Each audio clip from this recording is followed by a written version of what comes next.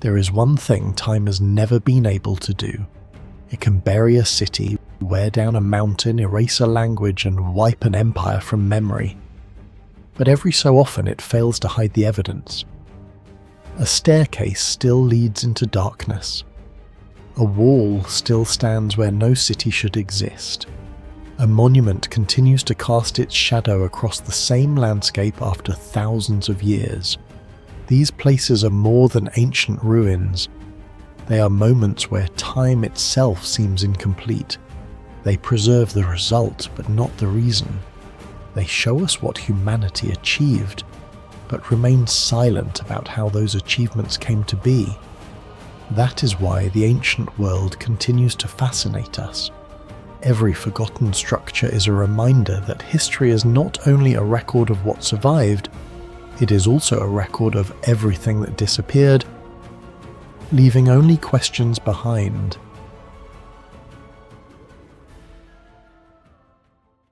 In the volcanic hills of central Italy, about 70 kilometers north of Rome, the ruins of Ferento still sit silently above the valleys near Viterbo. At first glance, Ferento looks like another abandoned Roman settlement consumed by time. But beneath its broken theatre, collapsed roads, and buried foundations lies something far more unsettling. Engineering precision that many historians believe should not have been possible with the tools available nearly 2,000 years ago. What makes Ferento especially mysterious is not simply how advanced it was, but how accurately its builders controlled water flow, terrain stability, acoustics, and construction materials in a landscape shaped by volcanic rock and unstable ground. Even today, parts of its infrastructure remain functional in principle. And among all its mysteries, one question continues to disturb archaeologists the most. How did Roman engineers achieve water gradient precision that rivals some pre-industrial modern systems without lasers, electronic surveying tools, or advanced mathematics as we understand them today? Unlike Pompeii, which was frozen instantly by volcanic ash, Ferento disappeared slowly. Historical records suggest the city prospered during the Roman imperial period and continued functioning through late antiquity. Medieval conflicts eventually led to its destruction around the 12th century, when rival forces from nearby Viterbo dismantled much of the settlement. Stones from public buildings were removed and reused elsewhere, leaving only fragments behind. Systematic excavations began during the 19th century, but major archaeological work accelerated throughout the 20th century. Excavators uncovered sections of a Roman theatre, road systems paved with basalt, drainage channels, cisterns, residential districts, and parts of a surprisingly advanced hydraulic network. Ground-penetrating radar surveys later revealed that large portions of Ferento may still remain underground. Some researchers estimate that only a fraction of the original urban infrastructure has been fully studied. The deeper archaeologists dug, the more the city began to resemble a carefully engineered machine rather than a simple Roman settlement. One of the first structures to attract scientific attention was Ferento's Roman theatre. Though partially ruined, its surviving geometry revealed extraordinary acoustic behaviour. Modern acoustic simulations conducted on Roman theatres have shown that specific curvature angles and seating elevations could amplify human speech naturally without electronic assistance. Ferento appears to follow these principles with remarkable precision. The theatre was built using volcanic stone rich in porous minerals. This material absorbs part of the low-frequency sound spectrum while reflecting mid-range frequencies associated with human voices. The result is unusually clear vocal projection. Even whispers from the stage may once have travelled dozens of meters upward through the seating rows. What makes Ferento unusual is the irregularity hidden within its symmetry. The seating tiers are not perfectly uniform. Tiny differences in height and spacing appear throughout the structure. To ancient observers, this may have looked insignificant, But modern acoustic engineers know that slight variations can reduce destructive sound reflections and improve clarity. Compared to larger Roman theatres such as those at Orange in France or Pompeii, Ferrento's theatre was smaller, yet computer reconstruction suggests its acoustic efficiency may have been disproportionately high for its size. This raises uncomfortable questions. Were Roman architects relying entirely on trial and error, or had they developed sophisticated empirical knowledge of sound propagation centuries before acoustic science formally existed? Among all the mysteries of Ferento, none is more controversial than its hydraulic engineering. The city's water infrastructure depended entirely on gravity. For water to move efficiently through channels over long distances, engineers had to maintain an extremely precise gradient. If the slope became too steep, water would erode the channels and destroy the system. If the slope became too shallow, water stagnated. Modern hydraulic systems often maintain gradients measured in mere centimeters over hundreds of meters. Astonishingly, evidence suggests Roman engineers at Ferento achieved comparable precision. Excavated channels reveal subtle but consistent slope adjustments designed to regulate water speed naturally. Some sections include what appear to be primitive pressure control basins intended to slow turbulent flow. Others show carefully calculated elevation changes that prevented overflow during seasonal rainfall. This becomes even more difficult to explain when considering the terrain itself. Ferento sits within a geologically unstable volcanic region. The ground is uneven, fractured, and difficult to survey accurately even with modern equipment. Yet Roman engineers somehow aligned water channels across this environment with extraordinary consistency. Researchers studying Roman aqueducts have measured average slopes as low as approximately 1 meter per kilometer in some systems. Achieving that level of accuracy without laser instruments would require surveying errors smaller than fractions of a degree across enormous distances. Roman engineers likely used tools such as the chorobates, a wooden leveling instrument filled with water channels, alongside weighted plumb lines and astronomical alignment techniques. But many historians argue these methods alone should not have produced the consistency observed across major Roman hydraulic networks. Ferento demonstrates the same mystery on a smaller but equally disturbing scale. Even more remarkable is the city's apparent understanding of hydraulic pressure management. Certain underground conduits widen and narrow at strategic intervals, suggesting engineers recognized how water velocity changes under confinement. This resembles principles later formalized in fluid dynamics nearly 2,000 years afterward.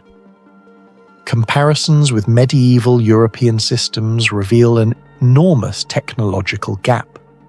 Many medieval towns lost the ability to maintain stable gravity-fed water infrastructure after the collapse of Rome. In some regions, water quality and sanitation standards fell dramatically for centuries. Ferento therefore represents not merely Roman competence, but evidence of engineering knowledge that much of Europe later forgot. The biggest question remains unanswered. How much theoretical understanding did Roman engineers truly possess? Were they masters of practical experimentation alone, or did they hold mathematical and observational knowledge that was never fully recorded? Another mystery lies in the material holding Ferento together. The surviving foundations contain Roman concrete mixed with volcanic ash known as pozzolana. Modern laboratory analysis has shown that when water penetrates cracks in this material, chemical reactions may generate new mineral crystals that strengthen the structure over time. This self-healing effect has stunned modern materials scientists. Ordinary Portland cement used today often deteriorates after decades of thermal expansion, chemical exposure, and moisture infiltration. Yet Roman marine structures and foundations in places like Ferento have survived for nearly 2 millennia. Microscopic studies reveal formations of calcium aluminum silicate hydrates within Roman concrete that differ fundamentally from many modern cement compounds. Some researchers argue that Roman builders accidentally discovered an ultra-durable material chemistry through repeated experimentation with volcanic ash. Others believe the consistency of Roman concrete across multiple regions suggests intentional engineering knowledge rather than coincidence. Ferento's volcanic environment may have actually helped preserve these structures. Minerals within the local geology interacted chemically with the concrete, reinforcing its internal crystalline network instead of degrading it. Ironically, the same volcanic landscape that should have weakened the city may have contributed to its survival. Ferento also contains numerous basalt construction blocks, displaying remarkably sharp edges and flat surfaces. Basalt is one of the hardest volcanic stones used in Roman construction. Even modern steel tools require significant force and time to shape it precisely. Yet many stones at Ferento appear cut with unusual regularity. Some archaeologists believe Roman workers used thermal shock techniques, heating rock surfaces before cooling them rapidly to create controlled fractures. Others suggest specialized iron tools hardened through advanced forging methods. Still, the scale of the work remains difficult to explain. Ferento was not Rome itself. It was an important city, but not the empire's primary center of wealth or political power. And yet its engineering quality rivals infrastructure found in much larger Roman urban centers. This challenges a long-standing assumption that advanced Roman engineering existed only in major imperial capitals. Ferento suggests high-level technical knowledge may have been distributed far more widely throughout the Roman world than previously believed. What do you think?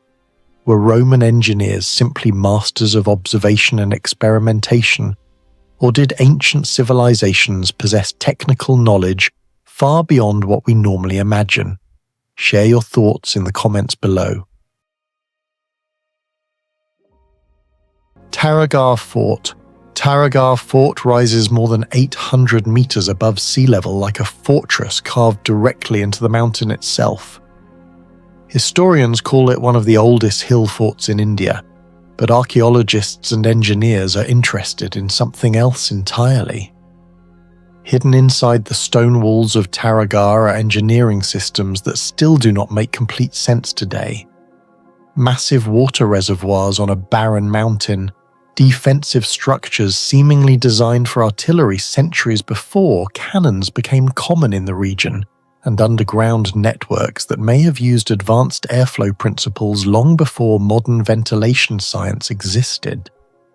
The fort is believed to have been established around the 8th century under the Chowan dynasty, though many sections visible today were expanded across multiple eras. Unlike many ancient cities discovered through satellite imagery or buried excavations, Taragar never completely vanished. It stood in plain sight for centuries above Aymer. Yet despite being continuously known, many of its core engineering secrets remain unexplained because historians focused more on its military history than on the technical sophistication hidden inside the structure itself. What makes Taragar unusual begins with its location. Most ancient mountain fortresses used elevation as defense, but Taragar goes beyond simple height advantage. The entire fortress adapts itself to the terrain with almost unnatural efficiency. Instead of forcing geometric symmetry onto the landscape, the builders integrated walls directly into the contours of the mountain. Modern structural engineers studying hill forts have noted that this type of adaptive architecture distributes stress far better during earthquakes and erosion than rigid, symmetrical layouts. Some walls reach thicknesses estimated at more than 6 meters, built from enormous stone blocks transported up steep mountain slopes centuries before industrial lifting systems existed. This immediately creates the first major mystery: how were thousands of tons of stone moved onto such a steep elevation? Even modern transport vehicles struggle on parts of the mountain road today. Archaeologists believe large ramps, wooden rollers, animal labour and pulley systems were used, but no definitive construction infrastructure has ever been found. Similar mysteries exist at sites like Machu Picchu and Masada, where builders somehow transported massive construction materials into extreme terrain with limited technology. But Taragar differs because its stonework had to survive intense desert heat, seasonal monsoon erosion, and centuries of warfare simultaneously. The greatest mystery of all, however, lies not in the walls, but in the water. Rajasthan is one of the driest regions in India. Summer temperatures regularly exceed 45 degrees Celsius. Mountain fortresses without permanent rivers nearby typically fail during long sieges because water becomes impossible to sustain. Yet Taragar contained enormous reservoirs carved directly into the mountain itself. Some are deep enough to store vast quantities of rainwater, capable of supporting defenders for extended periods. Historians estimate certain reservoirs could collectively store millions of litres of water. The engineering precision behind these reservoirs is astonishing. Rainwater channels were cut into the stone with carefully calculated gradients, allowing water to flow naturally across multiple collection points without stagnation. Even slight miscalculations in angle would have caused overflow failure or sediment blockage over time. Modern hydrology studies show that gravity-fed systems require surprisingly accurate slope management to maintain stable, long-term flow. Some channels inside Taragar appear to maintain consistent gradients across uneven terrain, with a precision difficult to achieve even using basic modern surveying tools. What confuses researchers further is the waterproofing technology. Several reservoir interiors still contain traces of sealing compounds that remained effective after centuries of exposure. Laboratory analysis of ancient Indian hydraulic mortars from comparable medieval structures has revealed mixtures containing lime, volcanic ash substitutes, organic fibers, plant extracts, and mineral additives that chemically hardened over time. In some cases, these materials behaved similarly to Roman hydraulic concrete, which becomes stronger through mineral reactions with moisture. Engineers studying Roman harbour structures found certain ancient concretes formed crystalline bonds that modern Portland cement often lacks. Some researchers believe Taragar's waterproof coatings may have relied on comparable long-term mineral stabilization processes. The question becomes even stranger when considering the fort's altitude. Every litre of water had to be harvested, stored, preserved, and protected entirely through passive engineering. No mechanical pumps existed. No modern filtration existed. Yet the system sustained one of the region's most important military positions for centuries. Some historians now describe Taragar less as a fortress and more as a giant mountain-scale water harvesting machine disguised as military architecture. The fort also contains evidence of highly advanced environmental adaptation. Temperatures inside certain chambers remain noticeably cooler than the outside environment, even during peak summer heat. This may be connected to passive airflow systems integrated into underground passages and stone corridors. Ancient Persian wind towers used similar principles by manipulating pressure differences and convection currents to cool buildings naturally. Some researchers suspect Taragar employed related methods adapted for mountainous terrain. Underground tunnels beneath the fort remain another unresolved mystery. Local legends describe hidden escape routes stretching through this mountain for several kilometers. While some collapsed passages have been documented, the complete underground layout has never been fully mapped. More intriguing are reports of natural air circulation deep inside certain tunnels. Engineers examining ancient subterranean systems often find that some civilizations unintentionally discovered sophisticated ventilation principles through experimentation.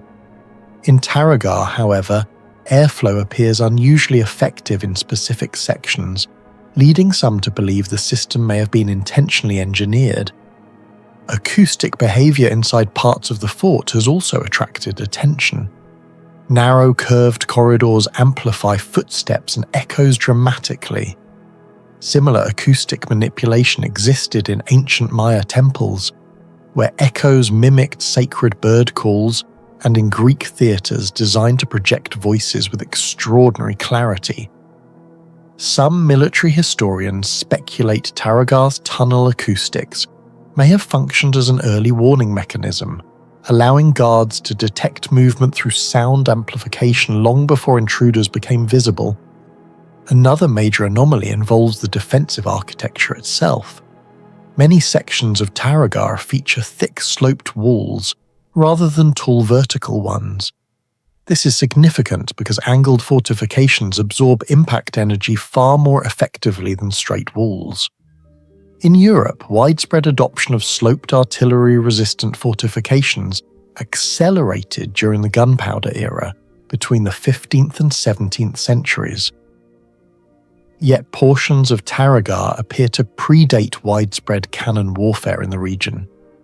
Military engineers studying impact physics know that sloped surfaces reduce direct force concentration by dispersing energy across a broader area. This principle later became fundamental not only in fortress design, but also in modern armoured vehicles and ballistic engineering.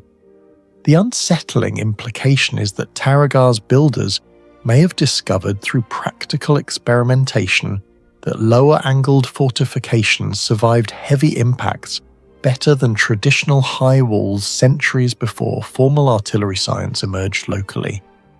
The strategic positioning of the fort adds another layer to the mystery. Watchtowers were placed with overlapping visual fields covering enormous areas around Ajmer. Fire or smoke signals from elevated towers could potentially communicate across long distances through chains of hilltop positions. Similar optical communication systems existed in the Byzantine Empire and ancient China, where beacon towers transmitted warnings over hundreds of kilometers. Some historians believe Taragar may once have formed part of a much larger regional communication network now mostly forgotten. Perhaps the most disturbing mystery is why these technologies vanished. The same thing happened with Roman concrete, Damascus steel, and the earthquake-resistant stonework of ancient Peru, techniques far ahead of their time that were later lost for centuries. Taragar may belong to the same category of lost technology, where knowledge was passed orally among specialized builders before disappearing through war, political collapse, or social change. Do you think Taragar's engineering was simply the result of forgotten experimentation, or evidence of knowledge far ahead of its time?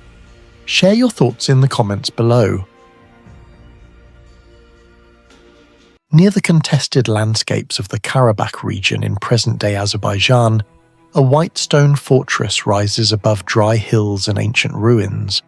Shahbalag Fortress was officially built in the mid-18th century by Pana Ali Khan, founder of the Karabakh Khanate. But almost immediately after archaeologists began excavating the area, it became clear that the fortress was hiding something far older beneath its foundations.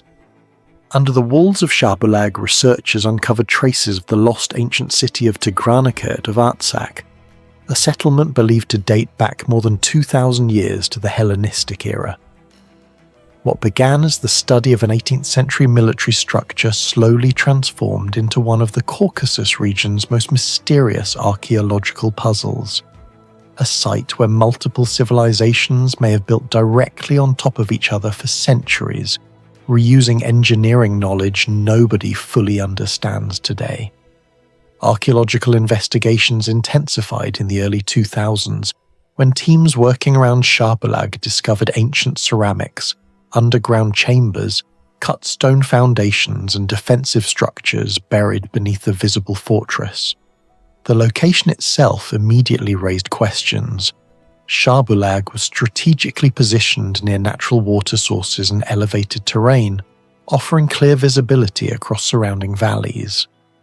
Yet the deeper excavations revealed that this ideal military position had already been selected thousands of years earlier by another civilization. Ground-penetrating radar surveys later detected anomalies extending several meters below the current fortress floor, suggesting that large underground spaces may still remain hidden. Some archaeologists now believe that only a fraction of the original complex has actually been uncovered. One of the greatest mysteries surrounding Shahbalag is the precision of its stone engineering. The fortress walls were constructed from pale limestone blocks cut with remarkable uniformity. In several areas, the joints between stones are so narrow that even modern measuring tools detect gaps of only a few millimeters. This level of precision becomes even more surprising considering the mountainous terrain and the technological limitations of the 18th century Caucasus region. Historians once assumed that such stone fitting techniques required advanced metal tooling or industrial quarry systems, yet there is little evidence that builders in this region possessed machinery capable of such accuracy. The comparison that often emerges is with the polygonal masonry of Sacsayhuaman in Peru or certain retaining walls at Machu Picchu. Although Shahbulag's blocks are smaller, the engineering philosophy appears strangely similar. Tightly interlocked stones designed to resist vibration and structural stress. Modern seismic studies demonstrate that irregularly interlocked masonry can distribute energy more effectively during earthquakes compared to rigid rectangular blocks. Researchers studying Shahbulag found evidence that portions of the walls flex slightly under pressure instead of cracking immediately, suggesting that the builders may have intentionally designed the structure to survive regional seismic activity.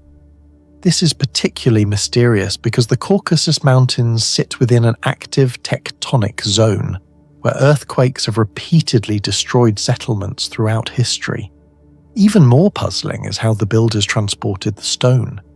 Some individual blocks weigh several hundred kilograms and were positioned on elevated sections of the fortress with extreme balance accuracy.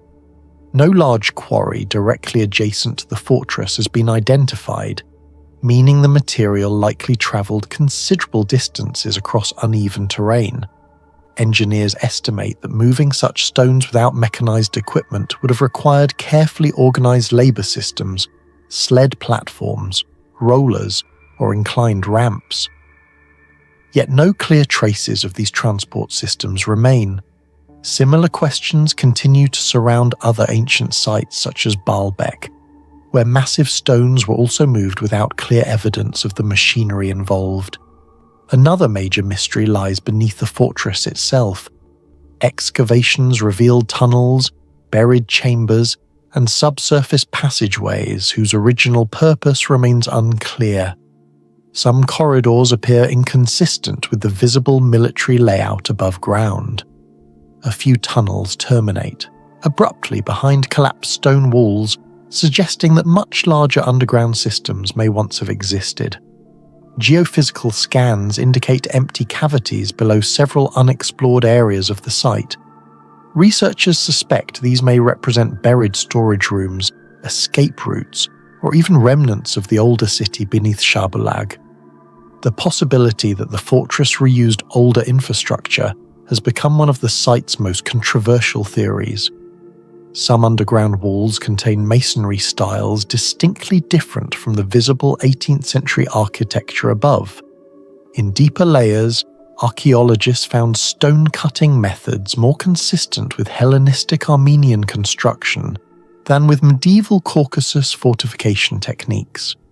This suggests that Shahbulag's builders may have incorporated surviving foundations from much older structures, instead of constructing the fortress entirely from scratch.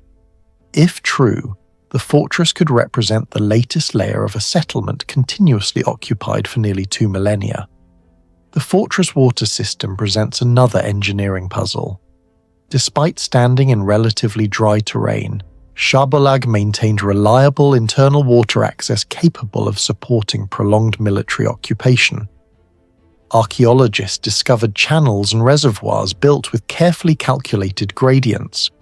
The slopes appear precise enough to allow water movement through gravity alone, eliminating the need for mechanical pumps. Such hydraulic planning required advanced surveying knowledge. Even a gradient error of a few degrees would disrupt water flow across the rocky landscape. Some specialists compare this system to ancient Roman hydraulic engineering, where aqueduct channels often maintained gradients of less than 1 meter per kilometer. What makes Schaarbelag unusual is that portions of the hydraulic system may predate the fortress itself. Several buried conduits extend beneath the layers associated with the older settlement. This raises the possibility that 18th century builders inherited and modified an already existing water infrastructure whose original designers lived centuries earlier. Similar reuse of ancient hydraulic systems occurred in places like Jerash and Ani, where later civilizations repaired and adapted much older engineering networks instead of rebuilding them entirely. The military design of Schaarbelag also continues to intrigue historians. Although relatively compact, the fortress was built with defensive geometry far more sophisticated than expected for a regional stronghold of its period. Watchtowers were positioned to create overlapping fields of visibility, minimizing blind zones around the walls. Defensive angles allowed crossfire coverage across multiple approach routes simultaneously. Some military historians argue that these principles resemble early modern European bastion fortifications designed to counter artillery bombardment, yet there is limited evidence explaining how such architectural concepts spread into this region so effectively during the 18th century. The wall composition itself may also contain hidden sophistication. Analysis of surviving mortar samples revealed mixed aggregates capable of absorbing small structural shocks instead of transmitting stress directly through the stone. This resembles defensive construction techniques used in certain Ottoman and Persian fortifications, where flexibility increased durability during bombardment. The strange part is the effectiveness of the material. Portions of Schaarbelag survived regional conflict, weather exposure, and seismic stress far longer than many nearby structures built during the same era. But perhaps the greatest mystery is chronological. Researchers still debate how much of Schaarbelag truly belongs to the 18th century and how much originated from earlier civilizations buried beneath it. Every excavation season seems to reveal another architectural layer older than expected. Pottery fragments, buried foundations, and defensive walls continue to push the site's timeline deeper into antiquity. Some archaeologists believe the visible fortress may simply be the outer shell of a far older complex whose original purpose has been forgotten entirely. Do you think Schaarbelag Fortress was truly built in the 18th century? Or was it constructed on top of a much older lost civilization? Share your thoughts in the comments below. More than 700 kilometers from the Nile, inside Egypt's Dakhla oasis, the lost desert city of Kelis should never have survived. Summer temperatures regularly exceeded 40 degrees Celsius. Rainfall was nearly zero. Yet for centuries, thousands of people lived here, farmed here, stored food here, and built an advanced settlement in one of the harshest environments on Earth. What archaeologists uncovered beneath the sand was not just another forgotten Roman-era town. Kelis revealed engineering systems so efficient that some researchers now compare parts of its passive cooling and water management to principles used in modern sustainable desert architecture.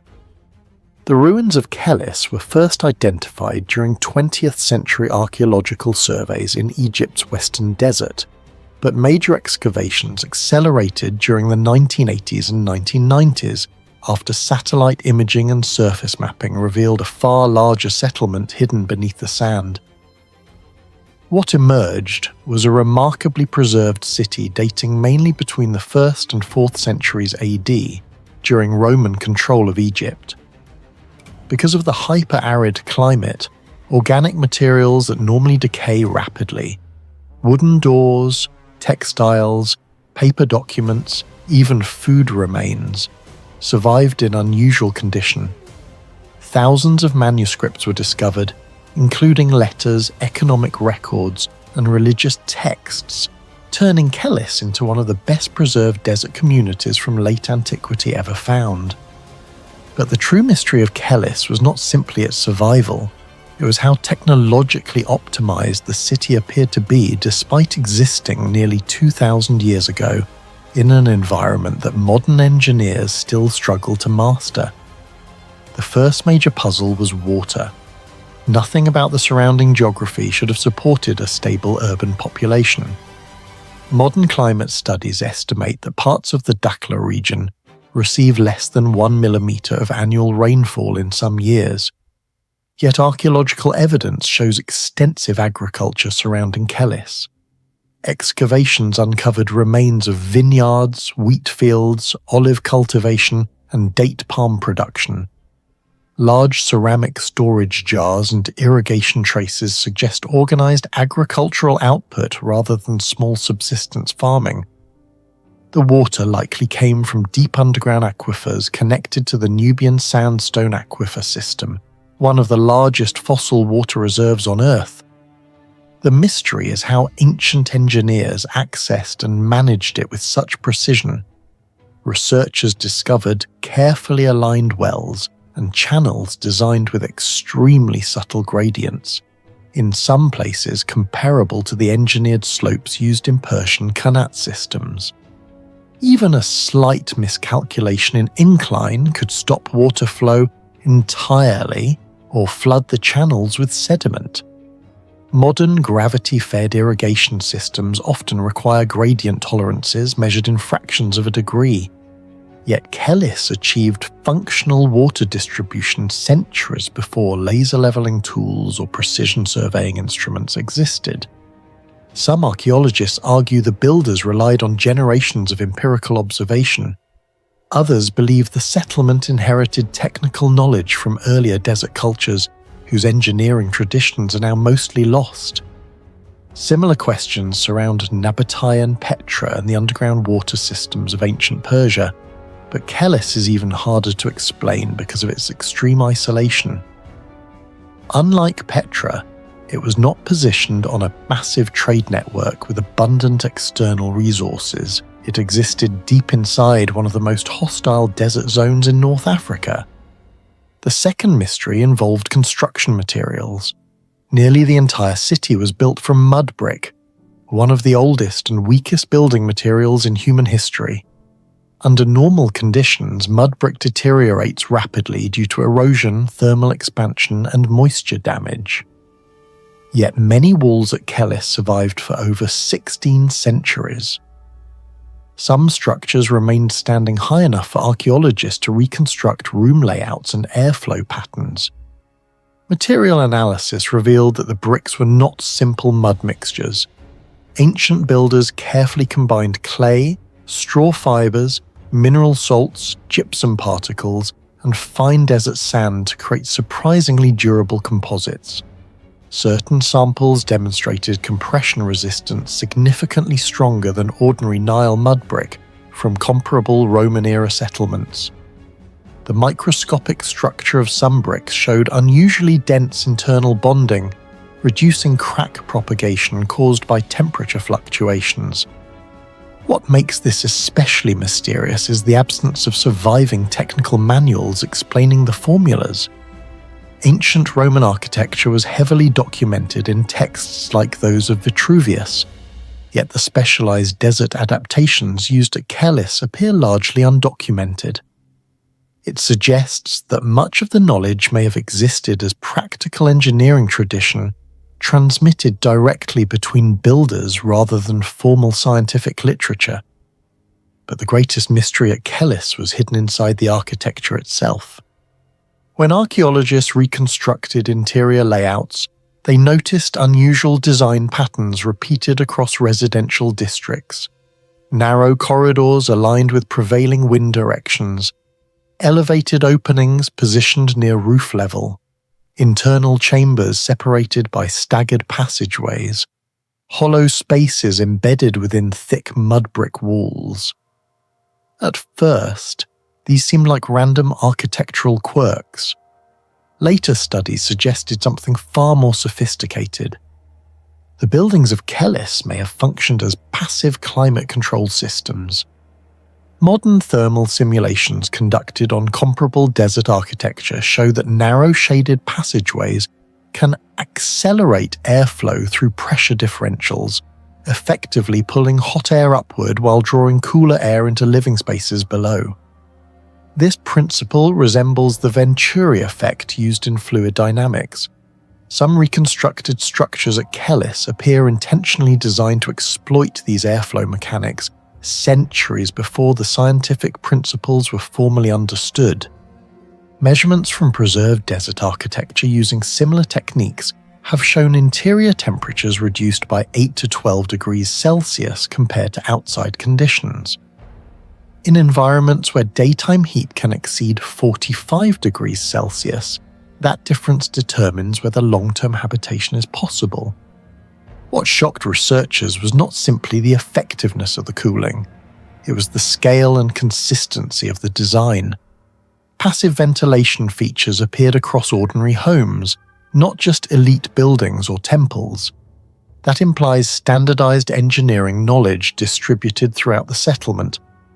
Some structures also appear oriented to reduce direct solar heating during peak afternoon hours while maximizing nighttime heat release.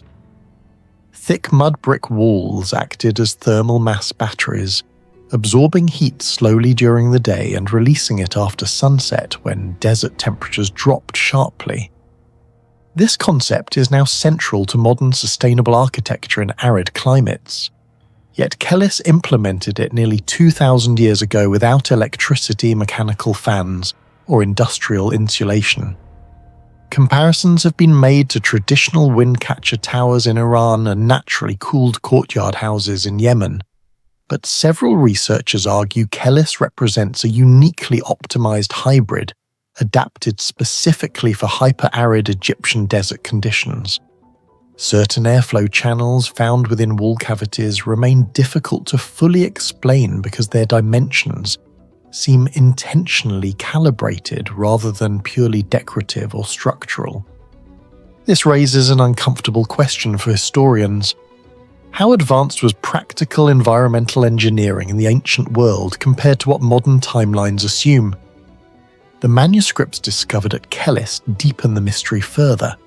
Thousands of texts reveal detailed economic coordination, labor organization, crop management, and water allocation systems. Some records tracked seasonal agricultural productivity with remarkable precision. Others documented distribution networks and storage logistics across the settlement.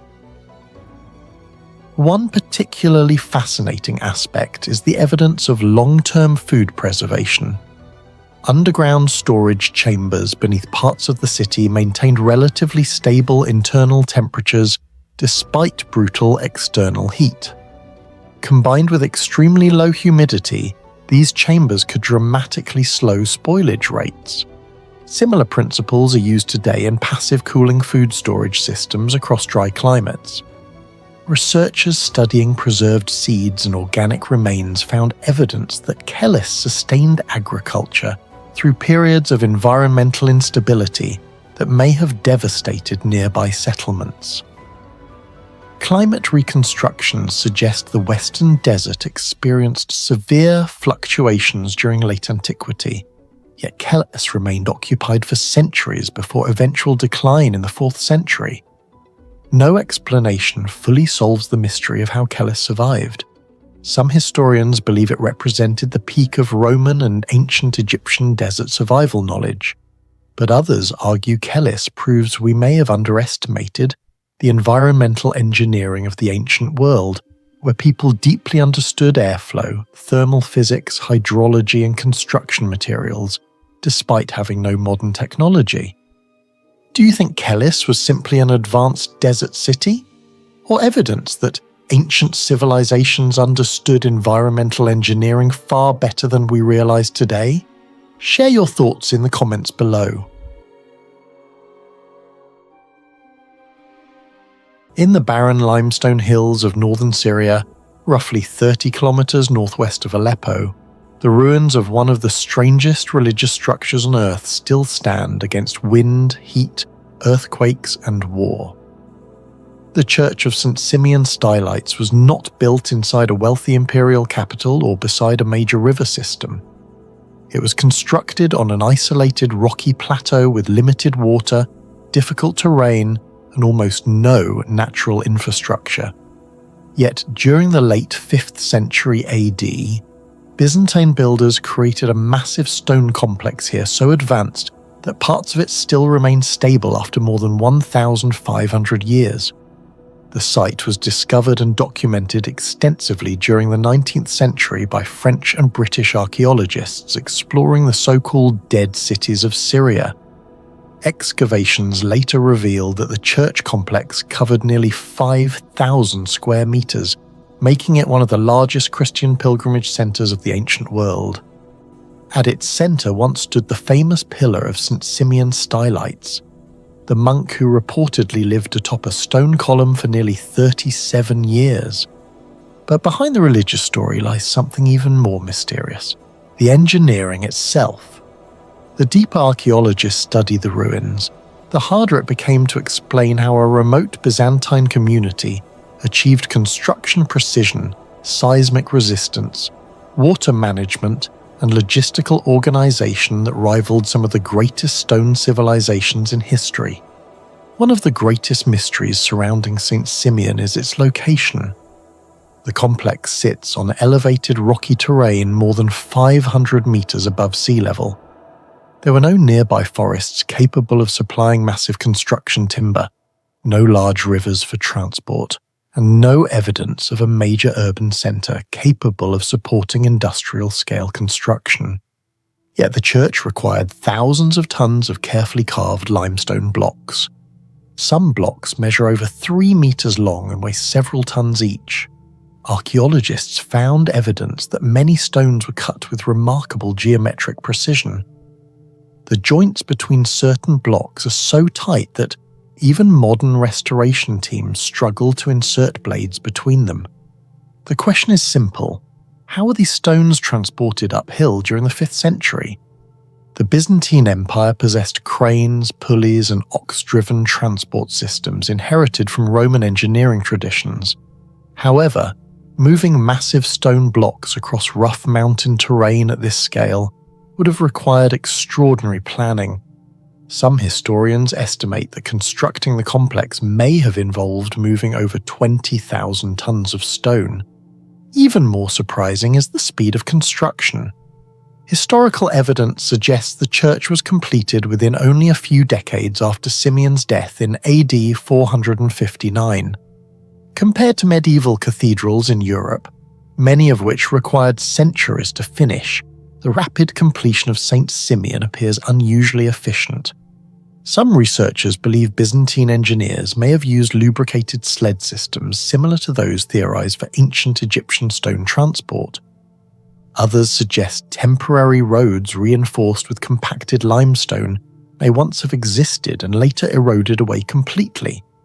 No definitive answer has ever been proven. At the center of the church once stood the column of St. Simeon himself. Ancient descriptions estimate the pillar reached between 15 and 18 meters high. According to historical records, Simeon spent decades living on a tiny platform at its top, exposed to weather year-round. Today only the massive stone base survives. What puzzles engineers is the structural feasibility of such a pillar. A tall, narrow limestone column exposed to constant wind stress should have experienced severe instability over time. Northern Syria regularly experiences seasonal storms and strong plateau winds capable of generating dangerous lateral forces. Modern reconstructions suggest the column's height-to-width ratio would have pushed the limits of unreinforced stone stability.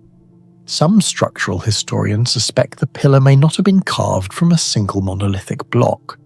Instead, it may have contained an internal interlocking stone system designed to distribute vertical load more efficiently. If true, this would demonstrate a surprisingly advanced practical understanding of load transfer centuries before formal structural engineering mathematics existed. The mystery becomes even stranger when considering maintenance. If Simeon truly remained atop the pillar for decades, builders must have developed systems for delivering food, water, and possibly weather protection without destabilizing the structure itself. No surviving written document fully explains how this system functioned. Northern Syria lies within a historically active seismic zone. Over the past 2 millennia, major earthquakes repeatedly devastated Byzantine settlements throughout the region. Entire cities collapsed, including parts of nearby Antioch, one of the most important cities of the Roman East. Yet significant portions of St. Simeon remained standing for over 1,500 years. This survival has drawn increasing attention from structural engineers. Unlike many later medieval buildings that relied heavily on thick mortar, parts of St. Simeon used tightly fitted stone blocks with minimal binding material. The stones themselves absorb and redistribute stress through gravity-locking techniques. In some sections, researchers identified interlocking grooves and recessed joints remarkably similar to anti-seismic methods observed at Machu Picchu and certain Roman imperial structures. This design may have allowed the building to move slightly during seismic events instead of fracturing catastrophically. Modern earthquake-resistant architecture often incorporates controlled flexibility for exactly this reason. What makes St. Simeon remarkable is that Byzantine builders achieved this effect empirically, without modern physics or seismology. Studies of the foundation system also revealed another sophisticated feature. Many major structural loads were anchored directly into exposed bedrock rather than softer soil layers. This dramatically reduces resonance amplification during earthquakes, a principle still used in modern skyscraper engineering today. Some archaeologists argue this was intentional seismic planning rather than coincidence. The plateau surrounding St. Simeon receives relatively limited rainfall. Yet during peak pilgrimage periods, thousands of travelers reportedly visited the site simultaneously. How did the complex support such a population? Excavations uncovered an intricate hydraulic network carved directly into the stone foundations. Rainwater channels, underground cisterns, drainage corridors, and sloped collection basins were integrated into the architecture itself. The precision of the gradients is especially impressive. Even slight miscalculations in slope would have caused water stagnation, erosion, or structural weakening over centuries.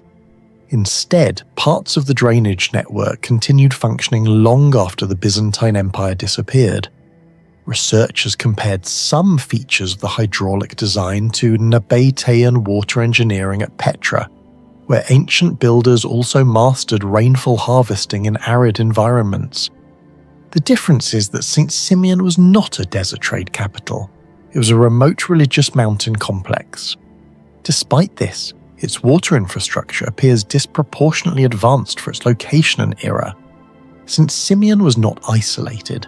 It formed part of a much larger network known today as the Dead Cities of Syria, hundreds of abandoned Byzantine settlements scattered across the limestone massif. What shocked archaeologists was the scale of economic activity these settlements once supported. Excavations uncovered olive presses, storage facilities, churches, roads, villas, and agricultural systems across terrain previously assumed too harsh for large populations. Some historians estimate the region may once have supported hundreds of thousands of inhabitants. This challenges the traditional image of the post-Roman Eastern Mediterranean as a civilization in decline. Instead, northern Syria during the Byzantine period may have been far more technologically organized and economically productive than historians once believed. The olive oil industry alone appears to have operated on near-industrial levels. Massive stone presses discovered throughout the region suggest extensive export networks connected even remote settlements to Mediterranean trade routes. St. Simeon itself may have functioned not only as a pilgrimage destination, but also as the ceremonial centre of a surprisingly wealthy and technically sophisticated regional economy. Do you think the builders of St. Simeon possessed engineering knowledge that modern historians still underestimate? Share your thoughts and theories in the comments below. Egypt's Western Desert hides one of the most isolated ancient temple complexes ever discovered. Nearly 80 kilometers south of Karga Oasis, the ruins of Dush Temple rise from one of the harshest environments on Earth. The site sits at the edge of the Sahara, where summer temperatures regularly exceed 120 degrees Fahrenheit, and annual rainfall is often less than 1 inch. Ancient travellers once knew this isolated place as Kaisis, a frontier settlement guarding trade routes that connected the Nile Valley to Central Africa. Archaeologists first documented the ruins during 19th century European expeditions across the Western Desert, but major excavations did not begin until the 20th century when researchers realized the site preserved an unusual mix of Egyptian, Roman, and Nubian engineering. What initially appeared to be a small desert temple soon became one of the strangest survival stories in ancient architecture. The greatest mystery surrounding Dush Temple is simple. By normal engineering expectations, the structure should have collapsed long ago. Much of the complex was built from sandstone and mud brick, materials highly vulnerable to thermal stress. In the Sahara, temperatures can swing more than 70 degrees Fahrenheit between day and night. Modern material science shows that repeated expansion and contraction under such conditions gradually fractures stone and destroys mortar. Yet large sections of Dush remain standing after nearly 2,000 years. Researchers comparing the temple to Roman frontier structures in Libya and Jordan found that many similar sites suffered far worse erosion despite being younger. Some walls at Dush still preserve carved edges and relief details with remarkable clarity. Microscopic studies of surviving mortar suggest the builders may have mixed desert minerals, salts, and fine clay particles into the binding material to improve thermal resistance. Certain samples appear unusually dense compared to standard Roman mortar used elsewhere in North Africa. However, no definitive formula has been reconstructed, leaving open the possibility that local craftsmen possessed environmental construction knowledge specifically adapted for hyper-arid climates. Most ancient Egyptian temples were built close to the Nile, where humidity and water erosion posed the primary threats. Dush faced a completely different enemy: moving sand. Sahara winds can transport millions of tons of sand annually, burying entire settlements within centuries. Satellite imaging of nearby abandoned caravan stations shows many were completely swallowed by dunes, yet Dush survived partially exposed.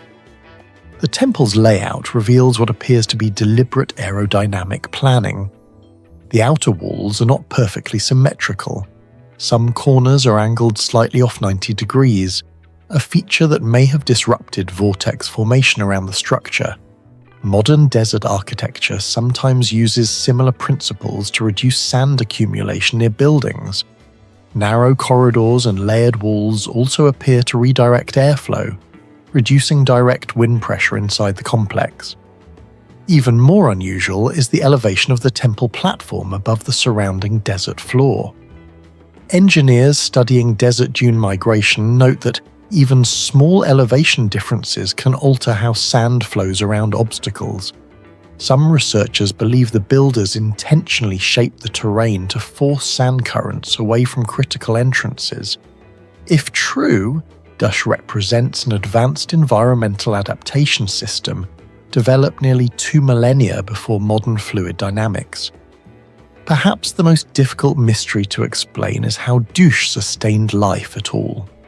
The surrounding desert is among the driest regions in North Africa, yet the settlement once supported soldiers, priests, merchants, and caravan travelers. Archaeologists discovered underground reservoirs, buried channels, and evidence of water storage systems beneath the temple complex.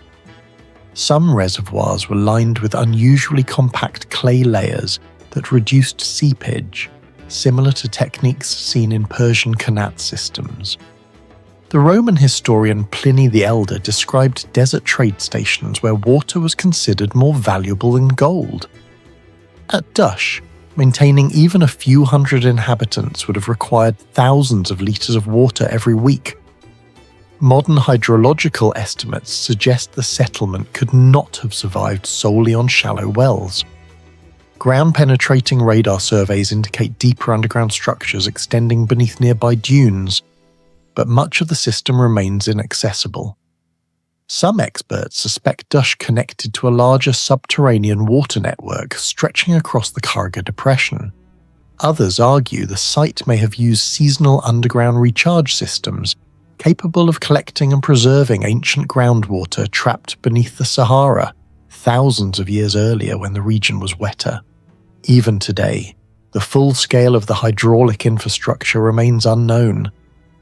The temple also contains mysterious astronomical features rarely expected in such a remote frontier outpost. Several reliefs and ceiling carvings appear associated with solar cycles and the star Sirius, which was critically important in Egyptian religion because its rising once predicted the Nile flood. What puzzles researchers is the precision of certain light alignments inside the sanctuary. During specific days of the year, sunlight penetrates narrow openings and illuminates selected reliefs deep within the structure. Similar phenomena are famously associated with Abu Simbel, where sunlight reaches the inner sanctuary only on precise dates. But Abu Simbel was a major royal monument built by Ramesses II. Dush, by comparison, was an isolated desert fortress temple. Some archaeologists argue these alignments may have served ceremonial functions tied to agricultural calendars or caravan timing. Others believe the phenomenon could have reinforced religious symbolism connected to divine illumination. Whatever the purpose, the accuracy required suggests sophisticated observational astronomy, despite the temple's remote location. Adjacent to the temple stands the remains of a heavily fortified Roman military installation. Thick defensive walls, watchtowers, and barracks indicate that Rome considered the location strategically vital. This creates another unresolved mystery.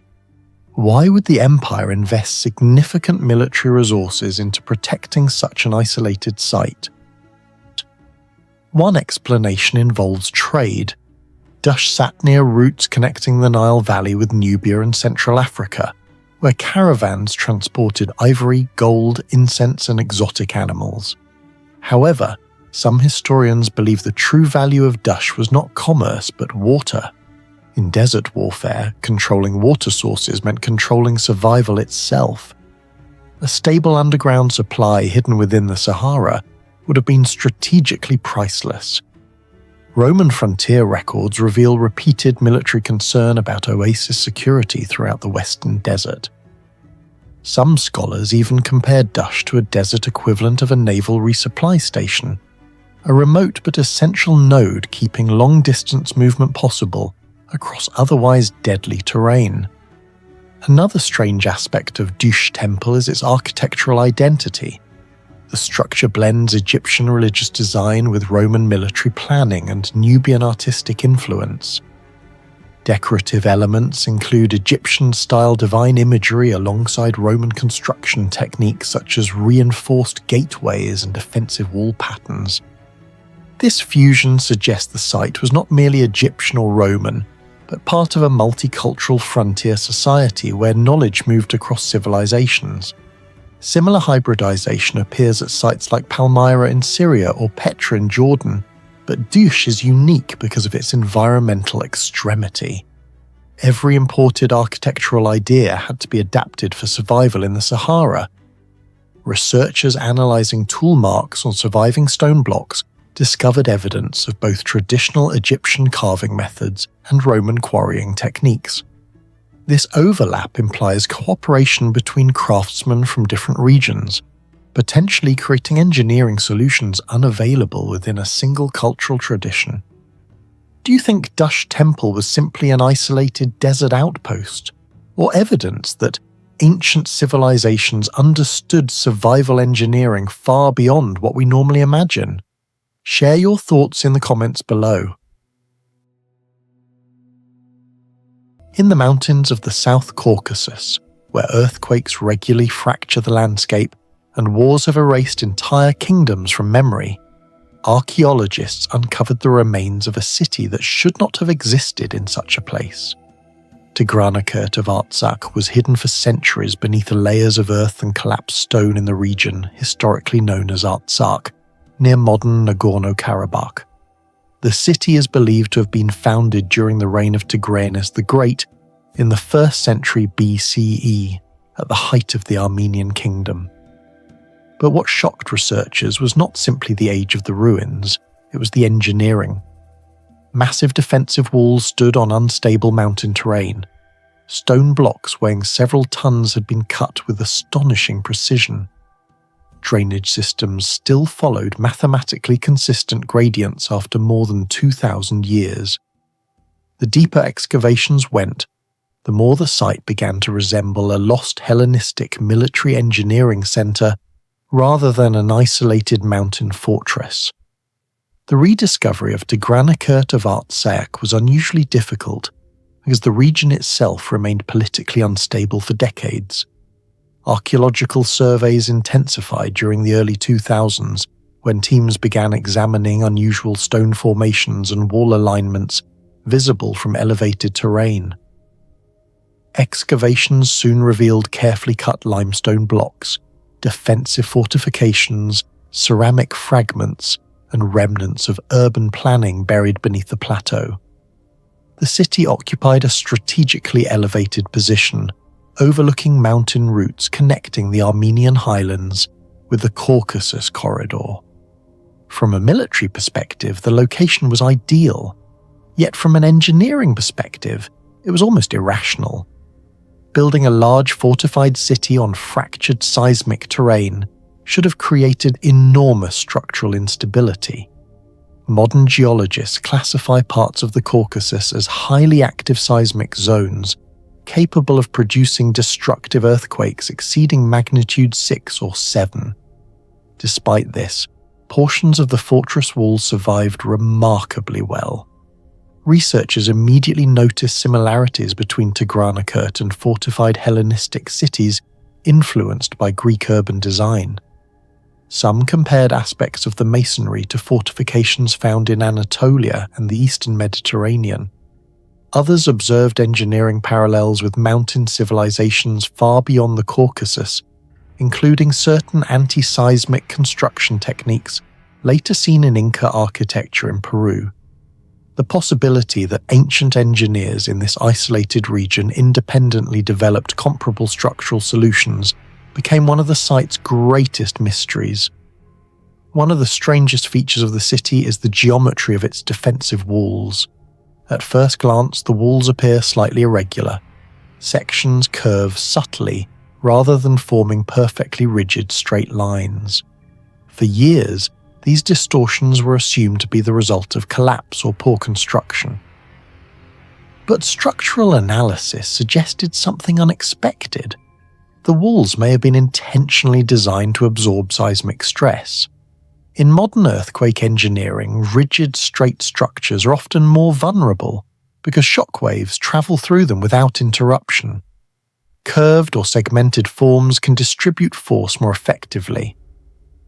At Tigranakert, some stone joints appear deliberately tight but not completely locked.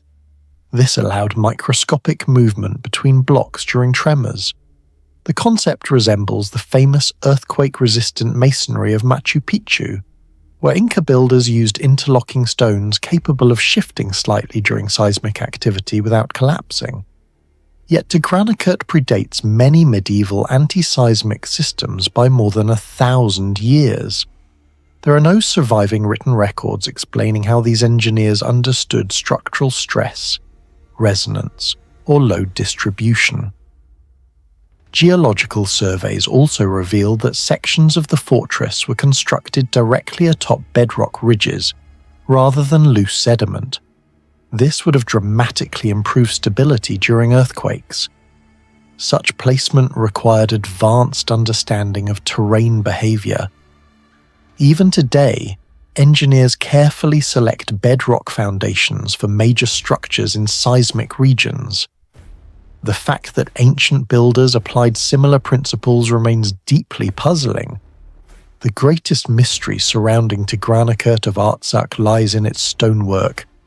Some of the fortress blocks exhibit surfaces so flat and joints so narrow that researchers struggle to explain how they were produced using conventional Iron Age tools. Several blocks weighing multiple tons were shaped with near-geometric precision, despite the hardness of the local limestone. Under close examination, many cut surfaces show remarkably consistent linear abrasion patterns. These marks differ from the rough fractures typically produced by primitive hammering. Instead, they suggest prolonged controlled grinding or sawing techniques. Archaeologists proposed that workers may have used abrasive sand rich in quartz, combined with water to slowly cut through stone. Quartz ranks 7 on the Mohs hardness scale and can gradually wear down softer rock surfaces when used continuously. Similar theories have been proposed for Egyptian granite cutting methods at sites like Great Pyramid of Giza and Osirian. But the mystery becomes even more difficult when transportation is considered. Some blocks at Tigranacut likely weighed between 2 and 5 tons. Moving such material uphill through rugged Caucasus terrain without industrial machinery would have required immense coordination. Researchers estimate that moving a single multi-ton stone block on wooden sledges across uneven terrain could require dozens of workers operating in synchronized teams. Yet evidence of large-scale transport infrastructure remains limited. Even more puzzling are the near-perfect alignments between certain wall sections. Laser measurements conducted during modern surveys found deviations in some joints, measuring only a few millimeters across long surfaces. Achieving this level of precision normally requires reliable measuring systems, controlled shaping methods, and highly trained specialists. Comparisons have been made with polygonal masonry found at Saksay Huaman, where enormous stones fit together so tightly that a blade cannot easily pass between them. Although the masonry style at Tigranacut is less complex, the principle of ultra-precise fitting appears surprisingly similar. The mystery is not merely artistic skill, it is the implied existence of advanced surveying and material processing knowledge in a region rarely associated with such engineering sophistication. Some researchers even questioned whether iron tools alone were sufficient. Experimental archaeologists attempting to reproduce comparable cuts using reconstructed ancient equipment found the process extraordinarily slow and inconsistent. Producing hundreds of blocks at this precision would have demanded enormous labor investment and organizational efficiency. This suggests that Tigranacut was not a remote outpost built casually over time. It may have been a highly strategic, state-sponsored engineering project. Unlike many mountain fortresses that evolved chaotically, Tigranacut appears to have followed a coordinated urban design. Excavations revealed organized street alignments, defensive sectors, residential zones, and administrative structures integrated into a single planned system. The road foundations are particularly revealing. Beneath visible walking surfaces, archaeologists found layered construction techniques involving compacted smaller stones intended to distribute weight and reduce erosion. This principle resembles the foundational layering methods later perfected in Roman roads. In an environment exposed to snowmelt, rainfall, and mountain runoff, such engineering would have been essential for long-term durability. Drainage channels were also carved with surprisingly stable gradients. If water channels descend too steeply, erosion accelerates and destroys the system. If too shallow, water stagnates.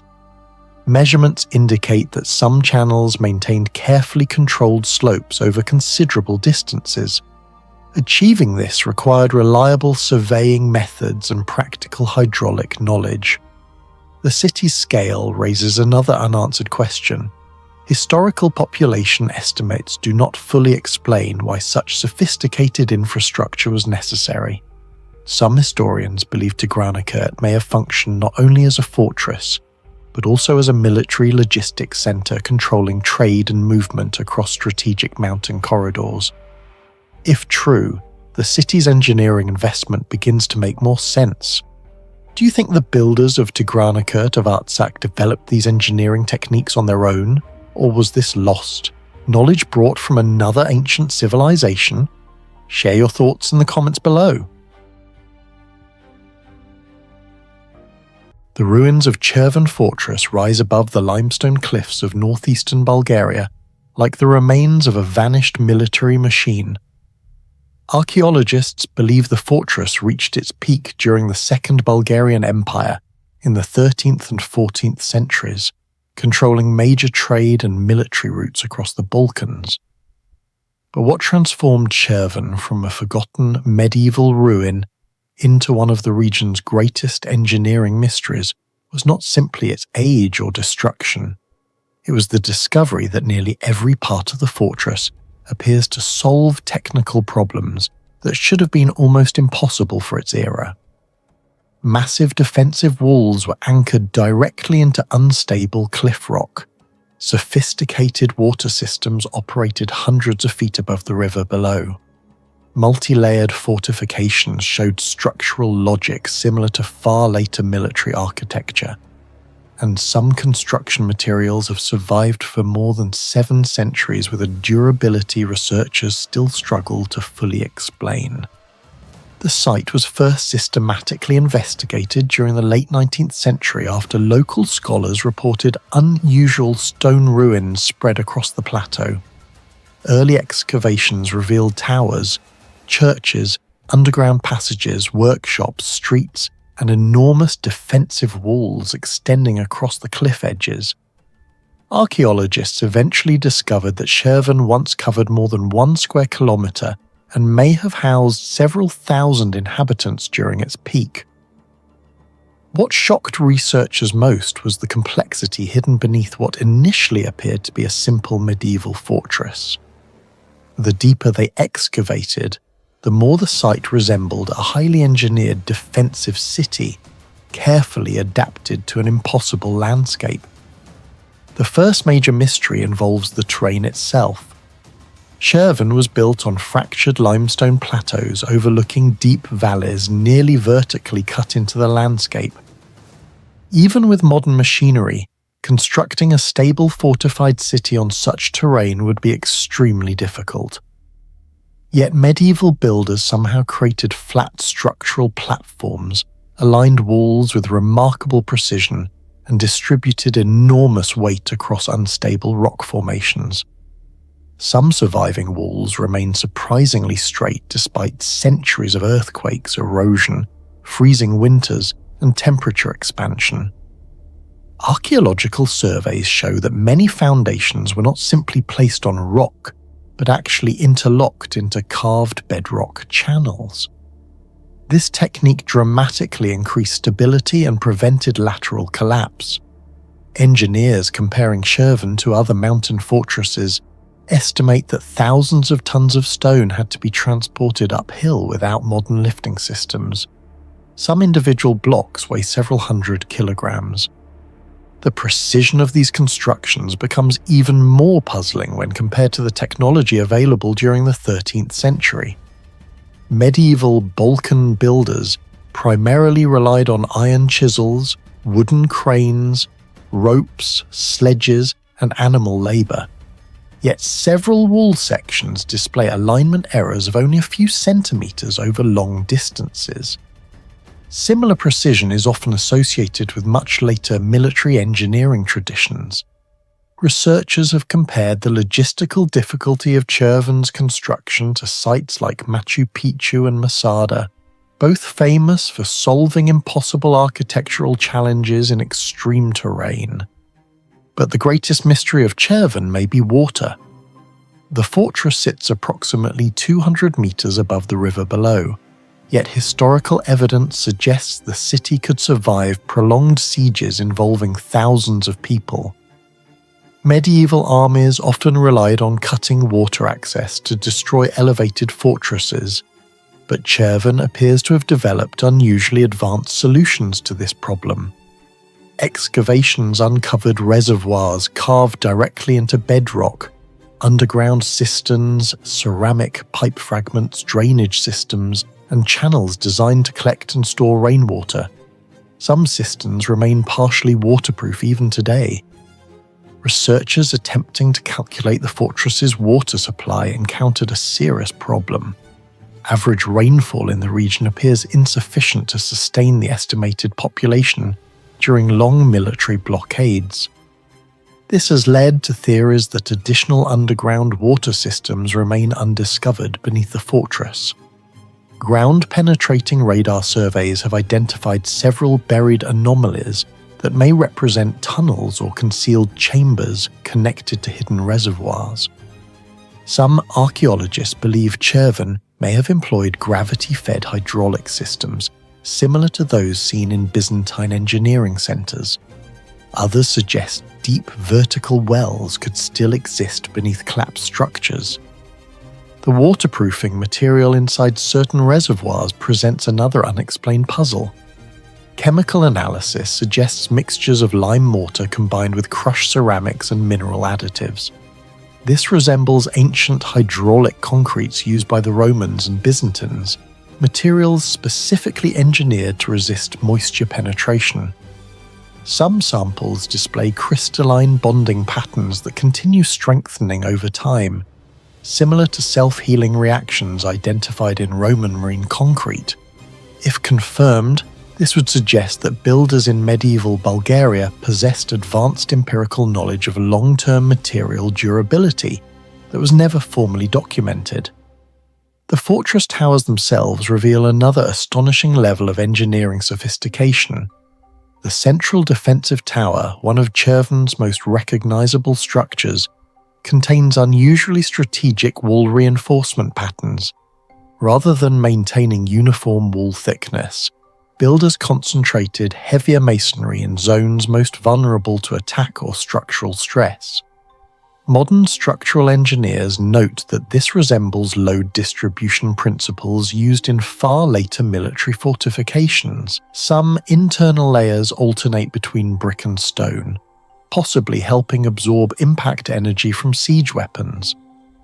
During the 13th and 14th centuries, trebuchets capable of launching projectiles weighing over 100 kilograms were becoming increasingly common across Europe and the Middle East. Chervan's architecture appears specifically optimized to resist these forces. This raises a difficult historical question. How did local builders acquire such sophisticated engineering knowledge?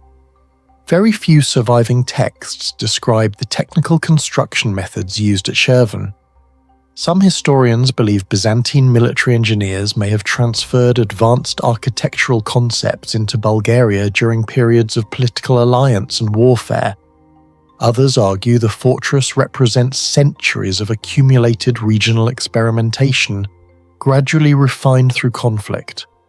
Yet much of this knowledge vanished after the Ottoman expansion into the Balkans during the late 14th century. Another major mystery surrounds the durability of the masonry itself.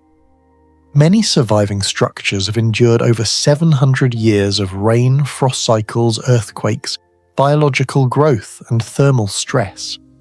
Some mortar joints remain surprisingly intact despite complete exposure to the environment. Laboratory analysis indicates unusually fine particle distribution within the mortar mixtures, allowing tighter bonding between stone layers. Certain walls also contain hidden brick inclusions, acting almost like internal shock absorbers. Comparisons with other medieval European fortresses reveal that Cherven's preservation is unusually strong considering the harsh climate conditions of northeastern Bulgaria. Winter temperatures in the region frequently fall below freezing, causing repeated expansion and contraction inside stone cracks. Over centuries, this process destroys most exposed masonry.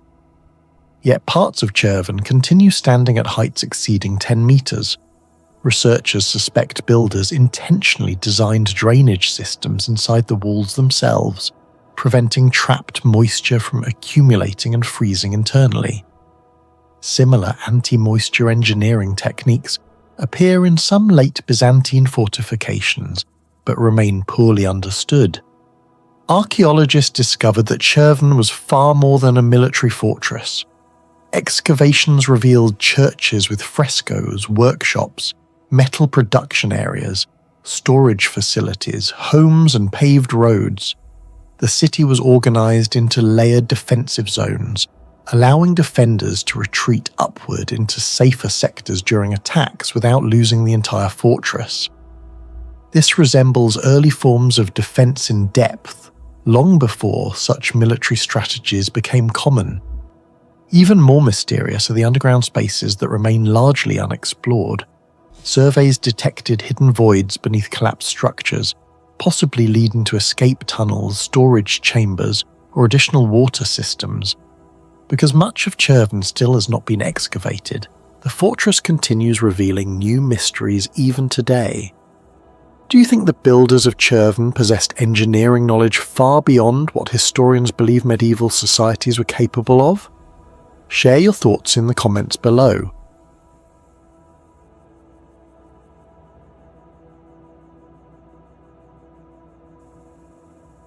Loropeni ruins stands in the forests of southwestern Burkina Faso, like the remains of a civilization that history almost erased.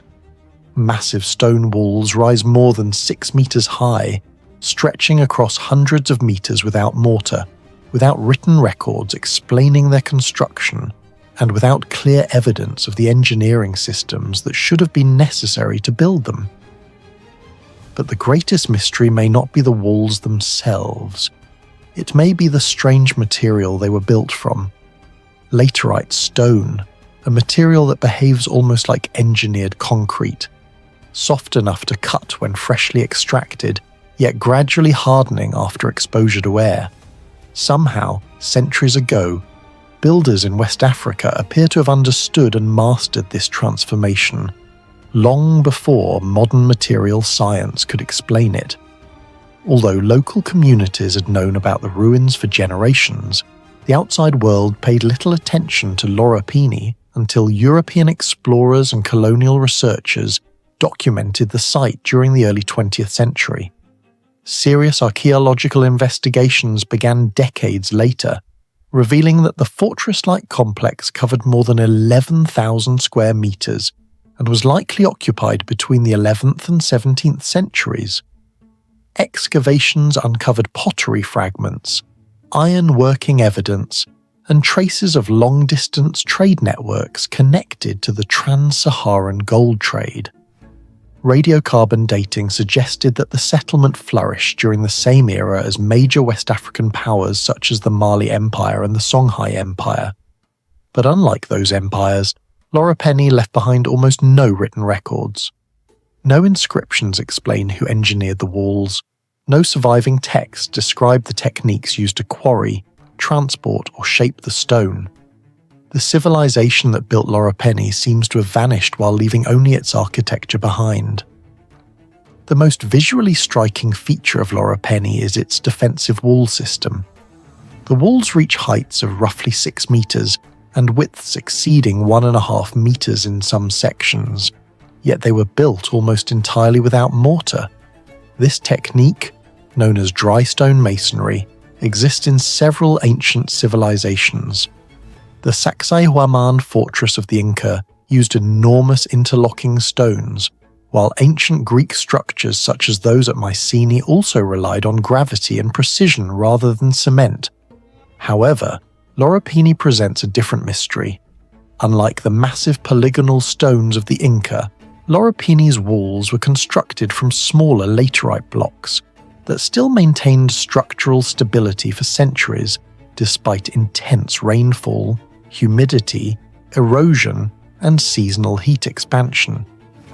Engineers studying dry stone systems know that even slight miscalculations in load distribution can destabilize an entire wall.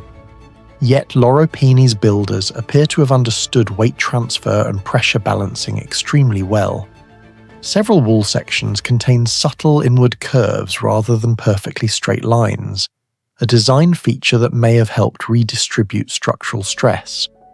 What makes this especially mysterious is the technological context.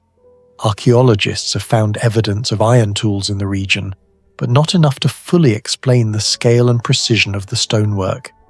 Constructing walls hundreds of meters long with relatively consistent alignment would have required careful surveying methods, coordinated labor systems, and advanced planning.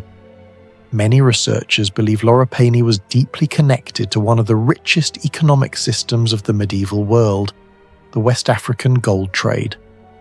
The region surrounding Loropini contains ancient gold deposits, and archaeological evidence suggests the settlement may have served as a fortified center, protecting trade routes moving north across the Sahara. During the medieval period, West African gold supplied enormous portions of the Mediterranean economy. Some historians estimate that by the 14th century, West Africa controlled a substantial percentage of the world's known gold production. If Loropini functioned as a strategic gold center, its defensive architecture suddenly becomes easier to understand.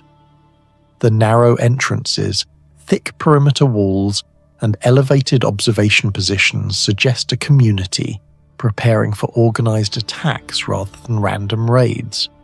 Yet another mystery emerges here. If the site truly played an important role in trans-Saharan commerce, why do historical records barely mention it? Arab traders extensively documented cities like Timbuktu and Gao, but Loropini remains strangely absent from many surviving accounts. Some archaeologists suspect Loropini may have been part of a much larger network of settlements now hidden beneath forests and erosion across West Africa.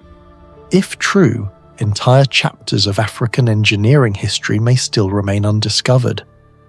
The most fascinating technological mystery of Loropini may lie in the material itself.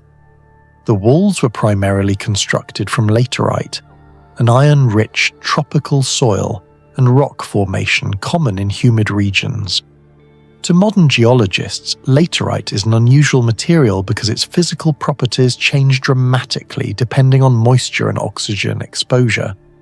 Freshly extracted laterite can be surprisingly soft. In some conditions, workers can cut it using relatively simple tools. But once exposed to air and sunlight, chemical reactions begin to occur. Iron oxides harden, moisture evaporates, and the material gradually becomes far more resistant, almost behaving like a naturally occurring form of engineered stone. In modern engineering, laterite blocks are still used in parts of Africa and Asia because of this hardening effect. But the builders of Loropini appear to have mastered the process centuries ago with remarkable precision. This raises several extraordinary questions. How did ancient builders understand the timing required to shape the blocks before hardening occurred? How did they transport the stone while it was still workable without damaging it? And how did they achieve relatively consistent block sizes without advanced industrial tools? Some researchers believe the builders may have deliberately extracted laterite during specific moisture conditions, possibly after seasonal rains when the material was softer.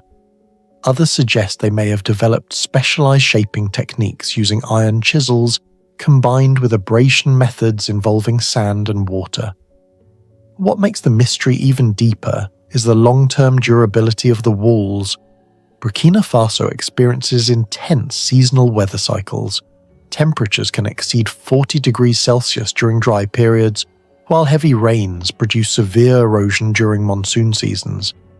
Materials exposed to these fluctuations usually crack and weaken over time, yet sections of Lorapini's walls have survived for centuries. Material scientists studying laterite note that prolonged oxidation can create hardened crust layers highly resistant to weathering. If Lorapini's builders intentionally exploited this process, then they possessed a practical understanding of material transformation that resembles early engineering chemistry. In a sense, they may have been using a natural curing technology long before the science behind oxidation was formally understood. The comparison becomes even more astonishing when viewed beside other ancient civilizations. Roman engineers mastered volcanic concrete. The Inca perfected seismic-resistant stone fitting. The builders of Lorapini may have mastered environmental stone engineering, using tropical geology itself as part of the construction process. And unlike modern industrial cement, this technology required no large furnaces, no chemical factories, and no mechanized processing systems. Only knowledge. The placement of Lorapini's walls suggests strategic military planning far beyond what many once assumed about medieval West African settlements. Entrances were positioned at angles rather than directly facing open terrain, forcing anyone approaching the fortress to slow down and expose themselves. Some pathways appear intentionally narrow, creating defensive choke points similar to those found in medieval castles across Europe. Researchers also believe the builders understood drainage engineering. This may sound simple today, but controlling water flow was essential for survival. Heavy tropical rains can destabilize foundations rapidly if runoff is not redirected properly. Several surviving sections of Lorapini stand on slightly elevated terrain with evidence of controlled slope grading. This may have helped channel rainwater away from critical wall foundations, reducing erosion damage over centuries. Such planning required long-term environmental observation. The builders were not simply stacking stones randomly. They were engineering an entire defensive landscape. What do you think really happened to the civilization behind Lorapini? And could there still be lost cities hidden beneath the forests of West Africa? Share your thoughts in the comments below. Not far from the Mediterranean coast west of Alexandria, beneath layers of drifting desert sand and collapsing farmland, archaeologists uncovered the remains of what was once one of the largest Christian pilgrimage cities on Earth.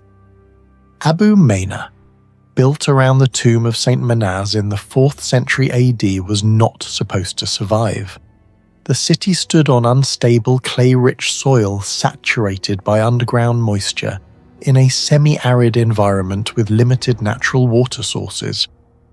Yet, for nearly 1,000 years, enormous basilicas, bath complexes, storage halls, underground chambers, workshops, and pilgrimage roads remained standing across a sprawling urban centre that may have hosted tens of thousands of visitors annually. Even more disturbing to engineers today is the fact that many of the ancient structures survived far longer than the modern ground beneath them. The rediscovery of Abu Mena began in the early 20th century when German archaeologist Karl Maria Kaufmann conducted excavations between 1905 and 1907 after local reports of buried ruins southwest of Alexandria. What emerged shocked historians. Beneath the sand was an enormous Byzantine religious metropolis covering several square kilometers, centered around one of the earliest and most important Christian pilgrimage shrines outside Jerusalem. Excavations later revealed massive churches, hostels, industrial zones, baptisteries, cistern systems, and underground architectural layers stretching far beyond what researchers initially expected. But the deeper archaeologists dug, the stranger the site became. The first major mystery involved the ground itself. Modern geological surveys show that Abu Mena sits atop highly unstable clay and silt, deposits vulnerable to water saturation and subsidence. In many regions today, constructing heavy stone buildings on such soil without reinforced foundations would be considered extremely risky. Yet Abu Maina supported monumental basilicas with thick masonry walls and wide-span courtyards for centuries. Some foundation sections exceeded several meters in width, distributing the load across soft terrain in ways that resemble primitive geotechnical engineering. UNESCO eventually classified Abu Maina as a World Heritage Site in danger because rising groundwater in the modern era has caused severe structural collapse. Ironically, the ancient city remained stable for nearly 1,500 years before modern irrigation projects in the Nile Delta altered underground water levels. Entire sections that survived Byzantine wars, earthquakes, and desert erosion began sinking only after 20th century agricultural expansion increased soil saturation. This created a disturbing paradox. How could ancient builders maintain structural stability on fragile terrain longer than the modern infrastructure systems? Some engineers believe the builders understood groundwater behavior far better than previously assumed. Excavations uncovered layered foundation systems containing compacted rubble, porous fill materials, drainage channels, and hollow cavities beneath major structures. These may have functioned as pressure distribution zones or moisture control systems, reducing hydrostatic stress beneath heavy buildings. In modern engineering, similar concepts are used in floating foundations and subsurface drainage stabilization. Yet no surviving texts fully explain how these systems worked. Several underground spaces discovered beneath the basilica complex appear particularly unusual.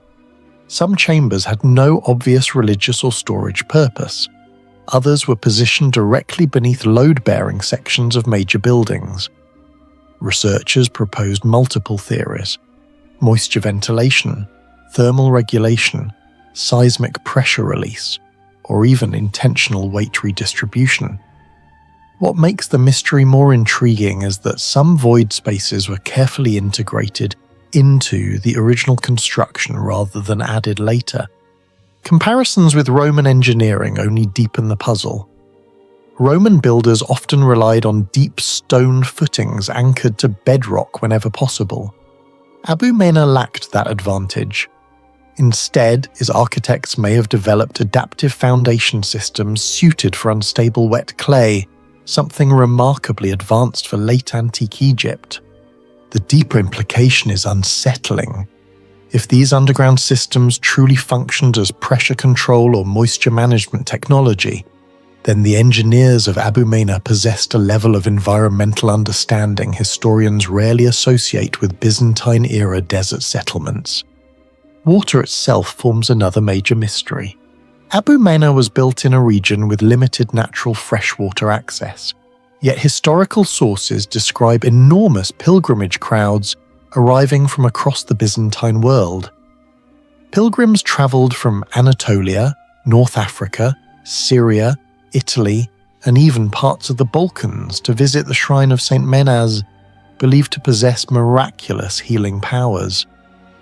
Maintaining such a population in a semi-desert environment required massive logistical coordination.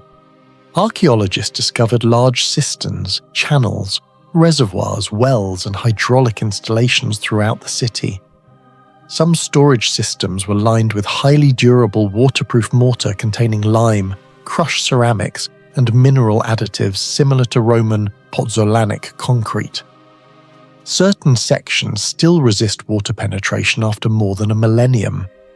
Material scientists comparing Abu Maina's hydraulic coatings to Roman harbour concrete found notable similarities in salt resistance and moisture durability. However, the precise formulation of some compounds used at Abu Maina remains uncertain. The coatings survived cycles of heat, salt crystallization, and groundwater exposure that destroyed many neighbouring structures.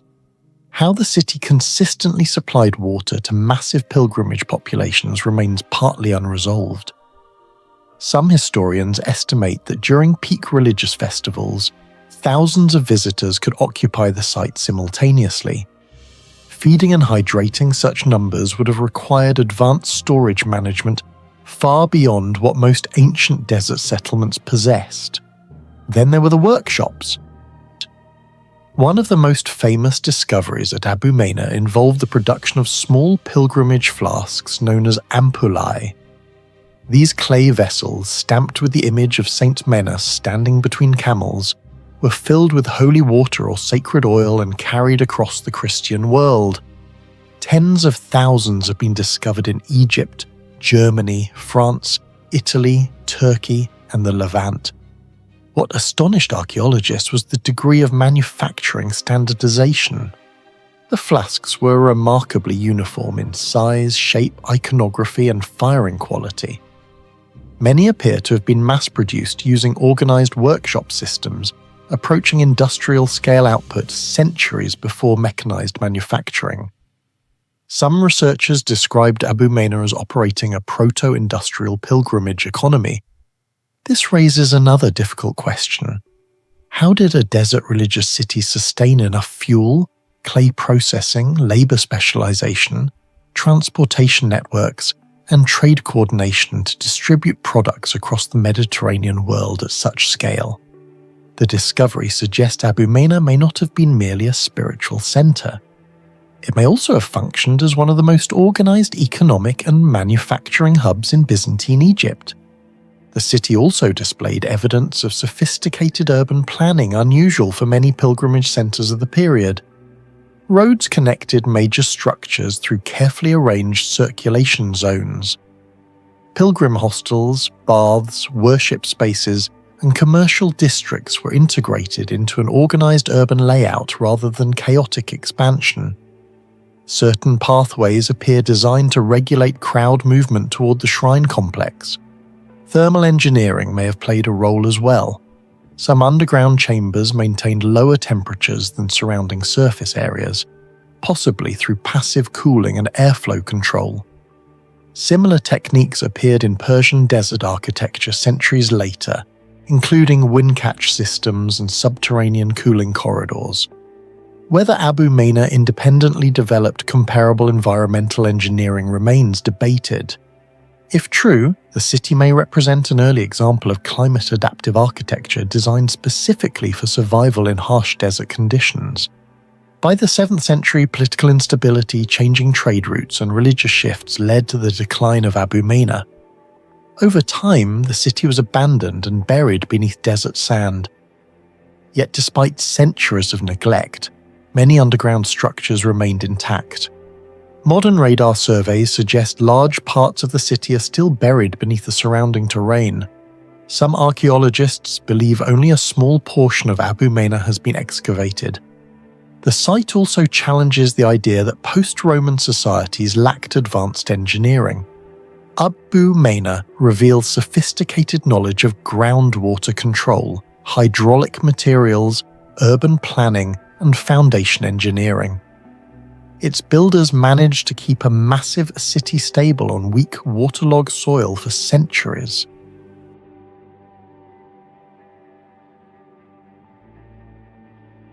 Southern Anatolia, near the Goksu River in modern-day Kilise Tepe, holds a settlement that should not have survived as long as it did. Built largely from mud brick, exposed to earthquakes, seasonal flooding, and the collapse of entire Bronze Age kingdoms, Kilise Tepe endured for nearly 2,000 years. But the deeper archaeologists excavated, the stranger the site became. Beneath its ruined walls were signs of advanced storage engineering, climate control systems, shock-resistant construction, and food preservation methods that still remain only partially understood. The site was first surveyed in the 1950s during explorations connected to the Goksu Valley, but major excavations began decades later under teams associated with Cambridge University and the British Institute at Ankara. Archaeologists expected a modest provincial settlement. Instead, they uncovered evidence suggesting Kilise Tepe functioned as a strategically important node between the Hittite world of central Anatolia and Mediterranean trade routes. What shocked researchers most was not wealth or monumental architecture, but the technological sophistication hidden inside apparently simple mud brick structures. One of the earliest mysteries involved the settlement's architecture itself. Mud brick was one of the most fragile construction materials of the ancient world. In regions with heavy rainfall, buildings made from sun-dried clay could erode within decades, if not constantly maintained. Yet parts of Kilis Tepe survived in recognizable form after more than 3 millennia. Excavations revealed that the builders did not rely on ordinary clay alone. The bricks contained carefully balanced mixtures of straw, gravel, ash, and compacted sediment layers beneath the foundations. Some walls even showed microscopic gaps that may have allowed controlled flexing during seismic activity. This has led some researchers to compare Kilis Tepe's engineering principles to later earthquake-resistant methods found in Hittite and even Roman frontier settlements.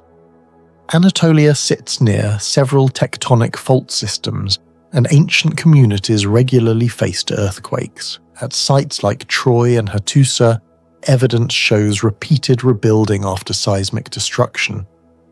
But Kilis Tepe appears to have incorporated preventative structural techniques rather than simply rebuilding after collapse. The city's environmental control systems are equally mysterious. Southern Anatolia experiences intense summer heat, with temperatures often exceeding 35 degrees Celsius, while winters can bring cold rain and damp air flowing inland from the Mediterranean. Yet many storage rooms at Kilis Tepe maintained remarkably stable internal conditions. Archaeologists discovered raised floors, ventilation gaps beneath storage areas, unusually thick insulated walls, and courtyard layouts designed to channel airflow through narrow passages. These features created what modern engineers would call passive climate control. Similar principles appear in Persian wind catchers and later Islamic desert architecture, but Kilis Tepe predates many of these systems by centuries. Thermal modelling suggests some interior spaces may have remained significantly cooler than outside temperatures during summer months. This would have been critical for grain preservation in an era without refrigeration. But the greatest mystery of Kilis Tepe centres on its enormous storage complexes and the unexplained efficiency of its food management systems. Excavators uncovered massive silo areas capable of storing huge quantities of grain, likely barley and wheat. Some estimates suggest the site may have held enough reserves to support not only its own population, but travellers, caravans, or regional redistribution networks. In Bronze Age societies, food storage was power. Grain controlled labour, trade, survival during droughts, and military logistics. Entire kingdoms rose or collapsed depending on harvestability. What makes Kilis Tepe extraordinary is the sophistication of its preservation systems. Ancient grain storage usually faced 4 major threats: moisture, insects, fungal contamination, and temperature fluctuations. Even small increases in humidity could destroy reserves within months. Yet archaeologists found evidence that many Kilis Tepe storage chambers remained unusually dry and stable. Some silo interiors contained hardened clay linings that appeared intentionally heat-treated. Researchers believe controlled firing may have partially vitrified the inner surfaces, creating a barrier against moisture and microorganisms. In modern terms, the effect resembles ceramic sealing technology. Similar methods were not commonly associated with rural Anatolian settlements of this period. The floors beneath certain storage rooms also contained layered gravel and compacted earth, designed to improve drainage and prevent rising groundwater from reaching the grain above. Some chambers appear to have used airflow channels that allowed warm air to escape while cooler air circulated below the stored crops. This passive ventilation system reduced condensation, one of the most dangerous threats to long-term food storage. The sophistication becomes even more disturbing when compared with other Bronze Age civilizations. In many parts of the Eastern Mediterranean during the Late Bronze Age collapse around 1200 BCE, centralized food systems failed catastrophically. Major powers, including the Hittites and Mycenaeans, experienced famine, warfare, and economic breakdown. Trade routes disintegrated, entire cities burned. Yet Kilisa Tepe appears to have continued operating through at least part of this collapse period. That raises a dangerous question for archaeologists. Did smaller regional centers like Kilisa Tepe possess survival strategies more resilient than those of the great empires themselves? Some researchers suspect decentralized storage systems may have allowed communities like Kilisa Tepe to endure while larger palace economies failed. Unlike heavily centralized capitals, Kilisa Tepe may have functioned as a flexible redistribution hub capable of adapting to trade disruptions and climate instability. There is also evidence that the settlement maintained unusually organized administrative systems. Excavations uncovered seal impressions used for tracking goods and controlling storage access. These seals indicate bureaucratic oversight far beyond what archaeologists expected from a settlement of this scale. Some symbols resemble Hittite administrative traditions, while others do not match known systems at all. This has fueled speculation that Kilisa Tepe may have been a hybrid cultural zone where multiple traditions merged together. Located along a strategic corridor connecting inland Anatolia to the Mediterranean coast, the settlement likely interacted with Hittites, Assyrians, local Anatolian groups, and maritime traders. Its technological methods may therefore represent accumulated knowledge transferred across several civilizations. Another unresolved mystery involves fire damage throughout the site. Many buildings show signs of intense burning events, yet in some cases the destruction appears to have strengthened the structures instead of weakening them. High temperatures transformed portions of the mud brick into hardened ceramic-like material. Some walls became more resistant after burning, preserving them for thousands of years. The strange part is the consistency. Certain burned layers appear too evenly heated to result from random accidental fires alone. This has led to controversial theories suggesting ancient builders may have understood, at least partially, how controlled heating could improve structural durability. While there is no evidence of industrial kiln-fired architecture on a large scale, the possibility that ancient builders experimented with thermal strengthening techniques remains difficult to dismiss completely. Even the location of Kilisa Tepe adds to its mystery. The settlement stood near a narrow passage through the Taurus Mountains, one of the key corridors linking central Anatolia with the Mediterranean world. Whoever controlled this route could monitor trade, migration, military movement, and resource transport. During periods of instability, such corridors became lifelines, and that may explain why Kilisa Tepe survived when larger, wealthier cities vanished. Unlike massive ceremonial capitals dependent on imperial systems, Kilisa Tepe appears practical, adaptive, and technologically optimized for survival. Its builders focused less on monuments and more on resilience. Stable temperatures, protected grain reserves, durable foundations, water management, and administrative control. Do you think ancient civilizations understood engineering far beyond what modern history admits? Share your thoughts in the comments below. Western Egypt's Sahara, about 100 kilometers southwest of Cairo, contains a place that should not exist. Fayum Oasis supported massive cities, advanced agriculture, artificial waterways, and some of the strangest technological achievements of the ancient world for thousands of years. The first major excavations began in the late 19th century when British archaeologist Flinders Petrie uncovered entire Greco-Roman settlements buried beneath desert sand. What he found transformed Fayum from a forgotten oasis into one of the most mysterious engineered landscapes ever discovered in ancient Egypt. Most ancient civilizations settled near rivers. Fayum was different.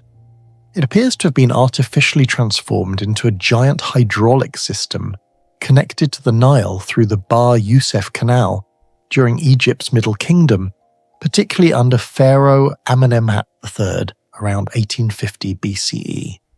Ancient writers like Herodotus described Lake Moeris, the enormous lake connected to Fayum, as one of the greatest engineering projects on Earth. Modern geological studies suggest the Egyptians did not simply use a natural lake, they may have reshaped the entire basin itself. The system functioned with astonishing sophistication.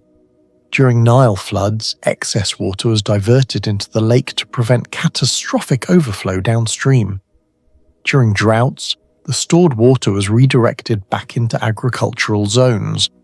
In modern engineering terms, this works similarly to a flood buffer reservoir system. What confuses engineers today is the precision required to make this possible. The Bar Youssef Canal stretches for dozens of kilometers across nearly flat terrain. Even tiny errors in gradient would have caused stagnation or destructive flooding.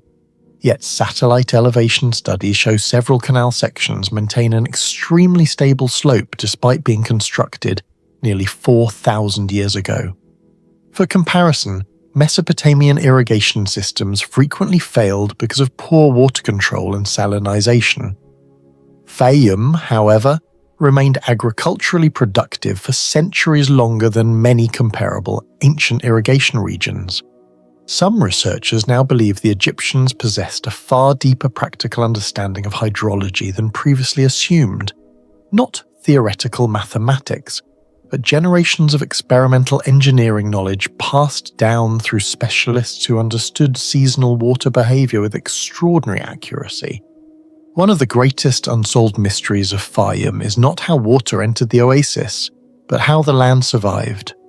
Large-scale irrigation almost always destroys farmland over time.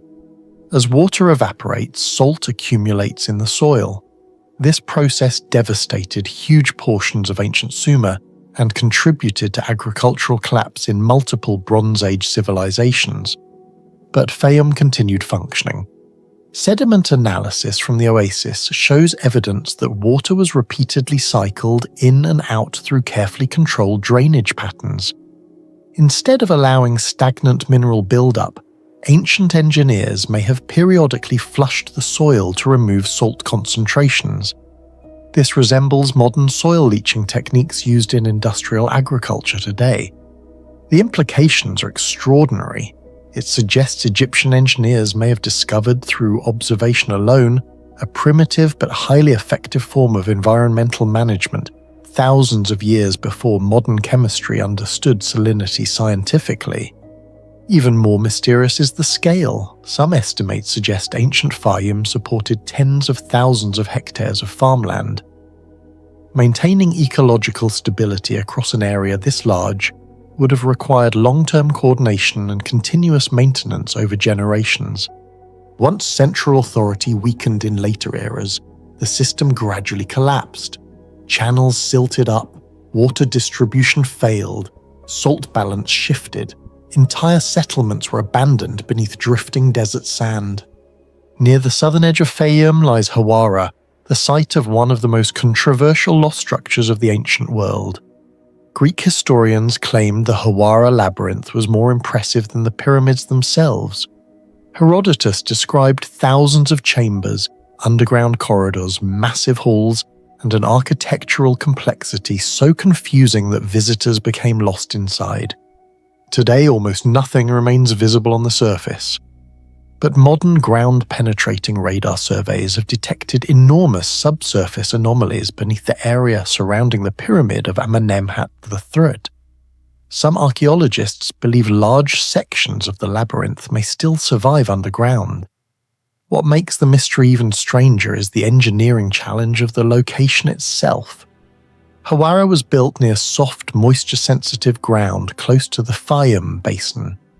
constructing massive stone architecture in such conditions would normally risk instability and structural collapse.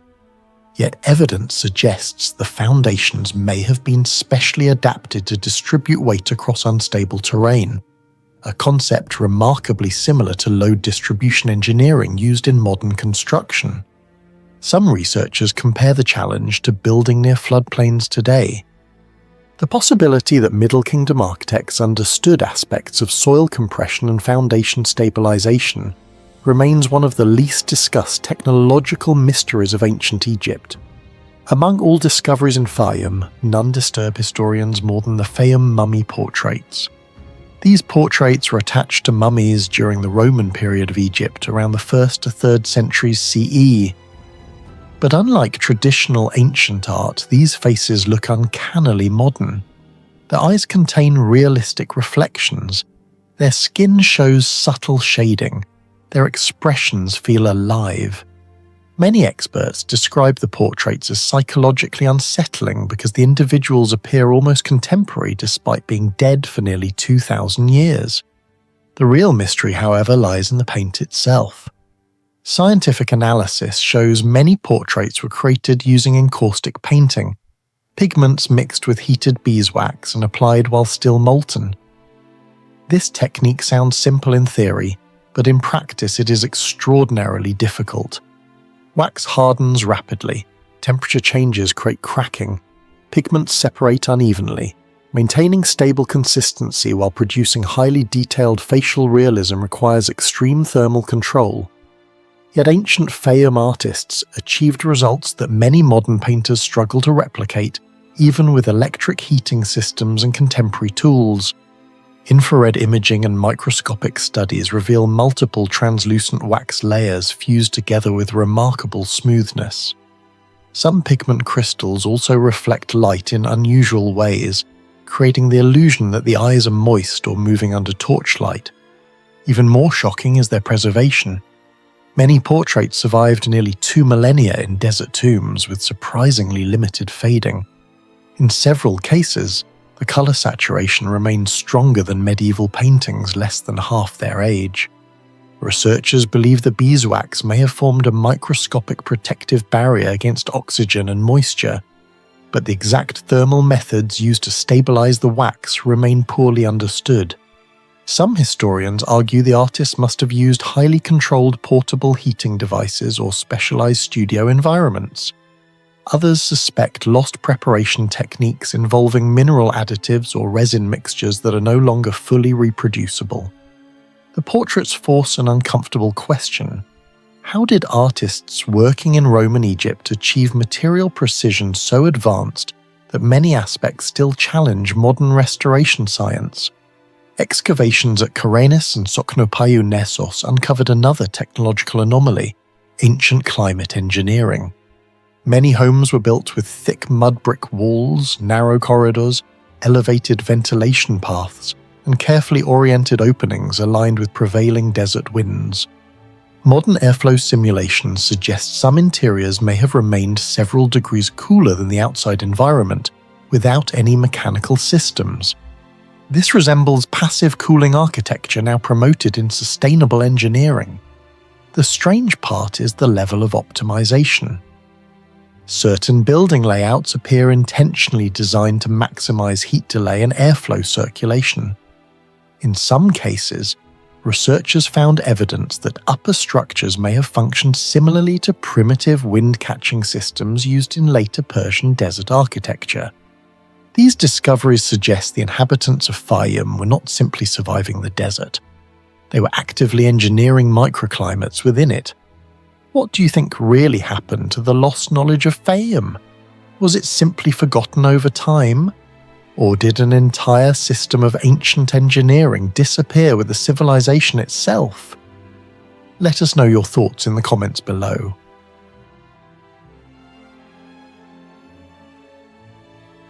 On the island of Sardinia, near the small town of Latino, lies one of the most mathematically precise underground monuments of the ancient world, Santa Cristina Well. Built more than 3,000 years ago by the mysterious Nuragic civilization, the structure appears at first to be only a stone well hidden beneath the earth.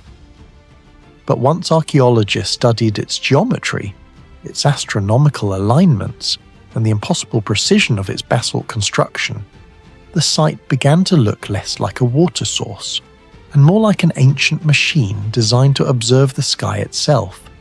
Even today, engineers and astronomers still debate how a Bronze Age society with no known written mathematical system could construct a subterranean monument aligned so accurately with lunar and solar cycles. Santa Cristina Well was rediscovered during archaeological investigations in the late 19th century, though local communities had known of the site for generations. Systematic excavations throughout the 20th century revealed that the monument belonged to the Nuragic civilization, a culture that dominated Sardinia between roughly 1800 and 238 BCE. The site immediately confused researchers. Unlike ordinary ancient wells, Santa Cristina had been built with extraordinary architectural precision. The descending staircase, composed of about 25 basalt steps, leads into a perfectly proportioned underground chamber capped by a corbel-vaulted dome. The basalt blocks were cut and polished with such accuracy that many joints remain nearly seamless after more than 3 millennia.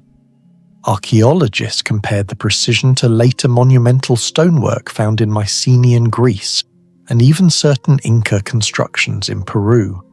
But the deeper researchers studied the structure, the stranger it became.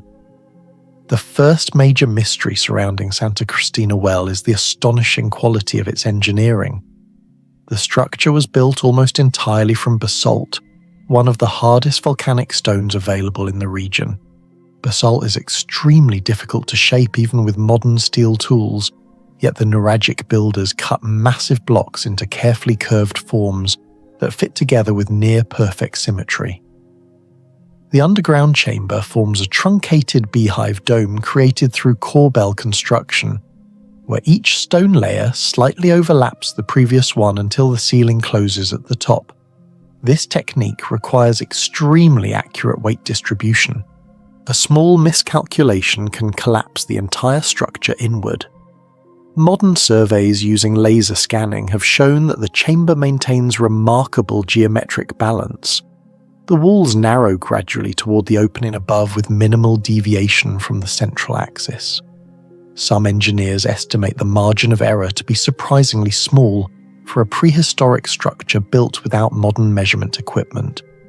What makes the mystery deeper is the absence of evidence for advanced tools. No metal saws capable of precision basalt cutting have been discovered from the Nuragic civilization. Bronze tools existed, but bronze is softer than basalt itself. This raises a difficult question.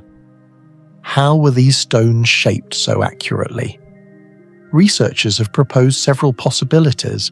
Some believe generations of specialized craftsmen slowly perfected stoneworking methods through abrasion using harder volcanic minerals. Others suspect the Nuragic people possessed far more advanced engineering knowledge than historians previously believed. The precision becomes even more difficult to explain considering the construction occurred underground. Transporting, positioning, and balancing multi-ton stone blocks inside a confined excavation chamber would have been an enormous technical challenge even for later civilizations. The most famous and controversial mystery of Santa Cristina Well is its astronomical alignment. At certain times of the year, sunlight enters the staircase at an exact angle, illuminating the water chamber below in a dramatic beam of light. But the truly extraordinary phenomenon involves the moon. Researchers discovered that during the major lunar standstill cycle, an astronomical event occurring roughly every 18.6 years, moonlight reflects directly down through the opening at the top of the dome and into the underground chamber. This is not random.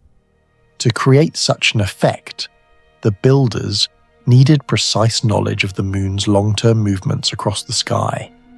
Lunar standstills occur because the moon's orbital path gradually shifts relative to Earth over nearly 2 decades. Predicting this cycle requires extended astronomical observation across generations. Modern astronomers calculate lunar standstills using mathematical models and long-term tracking data, yet Santa Cristina appears deliberately aligned to this phenomenon more than 3,000 years ago. Some archaeoastronomers argue the well functioned as a ceremonial observatory, essentially a prehistoric device for tracking celestial cycles. The descending staircase acts almost like a tunnel guiding light into the Earth itself. Comparisons are often made with sites such as Newgrange in Ireland or Stonehenge in England, where sunlight aligns with ancient architecture during solstices. But Santa Cristina differs in one crucial way. Most ancient observatories are open-air monuments. Santa Cristina achieves astronomical precision underground. That dramatically increases the engineering difficulty. Even a small deviation in angle would prevent the moonlight from reaching the chamber correctly. Some researchers estimate the alignment error is only a few degrees or less. The implications are enormous. If intentional, the builders possessed a level of astronomical understanding far beyond what is normally associated with Bronze Age Mediterranean societies. Another unresolved mystery is the structure's extraordinary durability. Underground chambers are highly vulnerable to water pressure, erosion, soil movement, and humidity damage. Over centuries, most ancient subterranean structures partially collapse, yet Santa Cristina Well remains astonishingly intact. The secret may lie in the stone placement itself. The basalt blocks were assembled without heavy mortar, relying instead on gravity and geometric locking. Each stone distributes force across the structure in a self-stabilizing system. Modern structural engineers have compared this principle to techniques later used in Roman arches and certain Inca walls at Machu Picchu. But there is still a problem. The Nuragic civilization predates many of these famous engineering traditions. Santa Cristina may represent an independent development of advanced structural principles centuries before similar ideas became widespread elsewhere. Hydrological studies also suggest the builders carefully selected the location to control groundwater flow. The well continuously collects clean water while avoiding catastrophic flooding inside the chamber. Achieving this balance underground without modern geological instruments would have required remarkable environmental knowledge. Researchers and visitors have long noticed unusual acoustic behavior within the underground chamber. Because of the dome's geometry and the narrow descending staircase, sounds echo with surprising intensity. Certain frequencies appear amplified, especially low human vocal tones. Some archaeologists believe rituals may have been performed inside the chamber, where echoes could create an overwhelming psychological effect. In darkness, illuminated only by reflected celestial light, the underground space would have seemed deeply supernatural to ancient observers. Interestingly, similar acoustic effects have been identified at sacred sites, such as Chichen Itza and certain prehistoric temples on Malta. This raises another question. Did ancient civilizations intentionally design sacred architecture to manipulate human perception through sound and light? At Santa Cristina, the possibility cannot be dismissed. What do you think the builders of Santa Cristina Well truly understood about the sky thousands of years ago? Share your thoughts and theories in the comments below.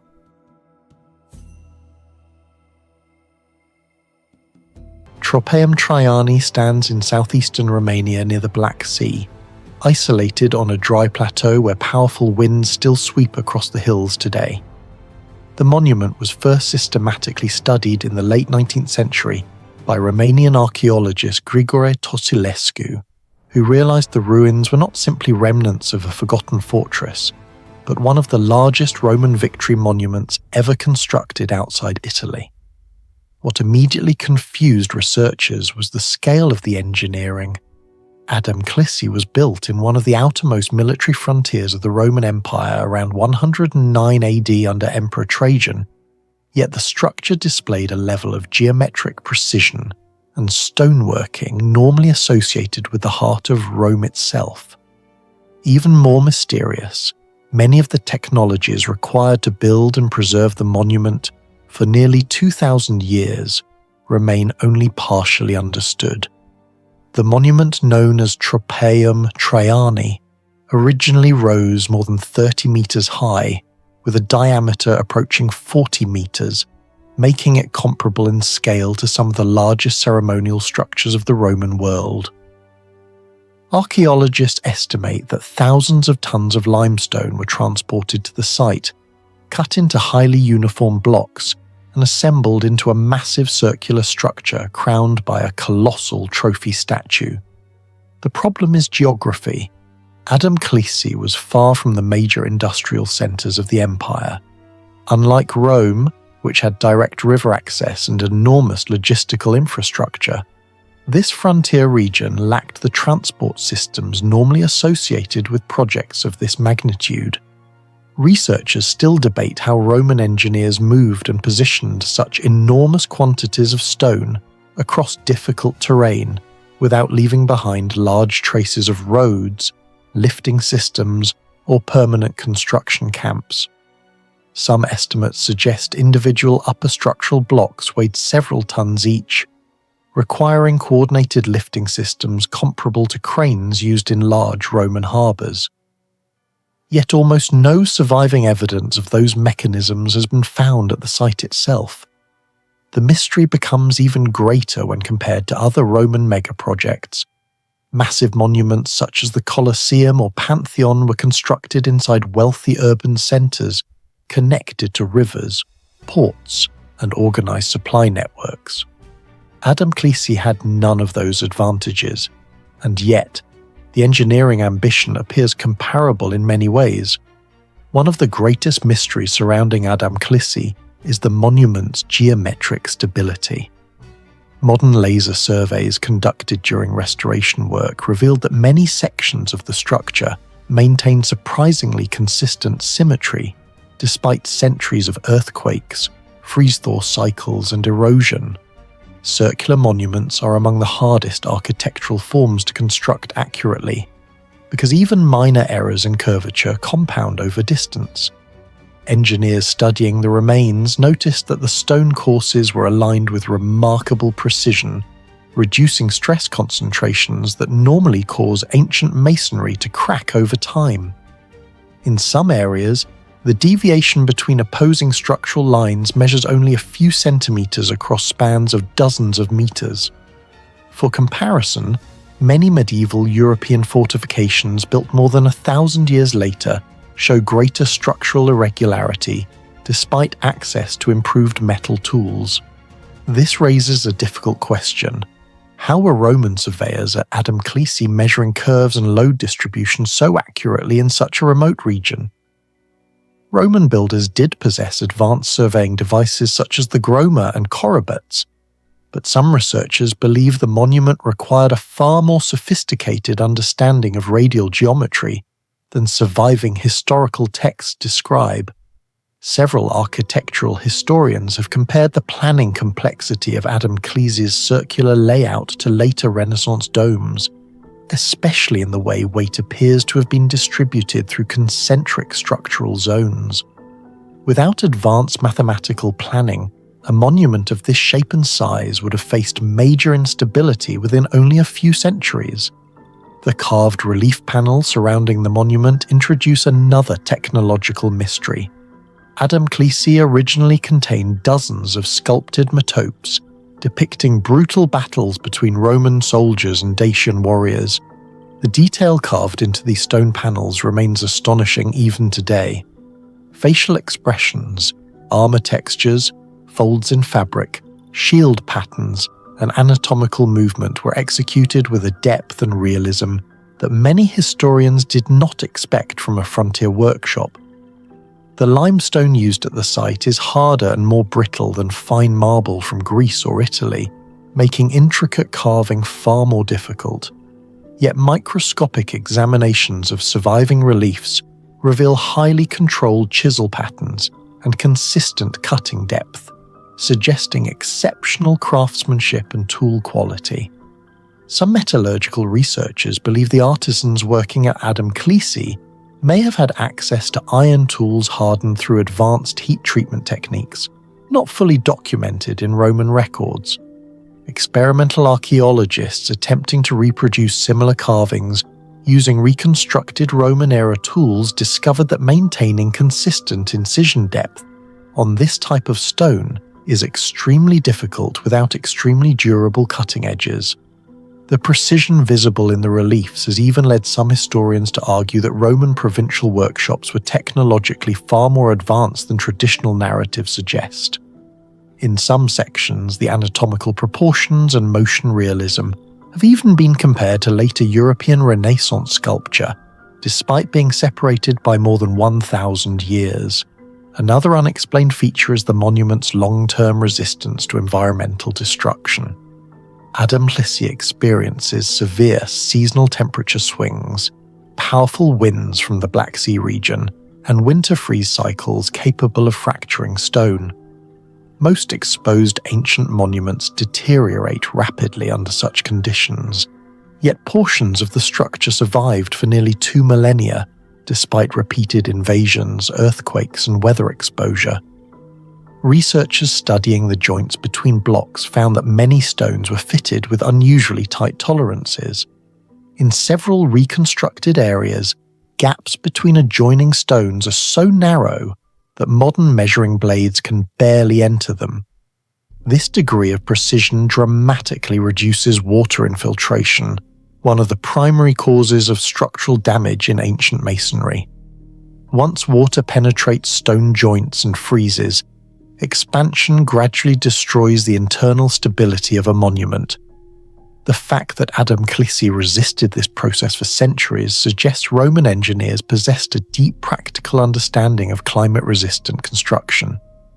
Some specialists compare the stone fitting methods at Adam Cleese to polygonal masonry seen in sites such as Sacsayhuaman, where precise stone contact minimized structural weakness without modern cement technology.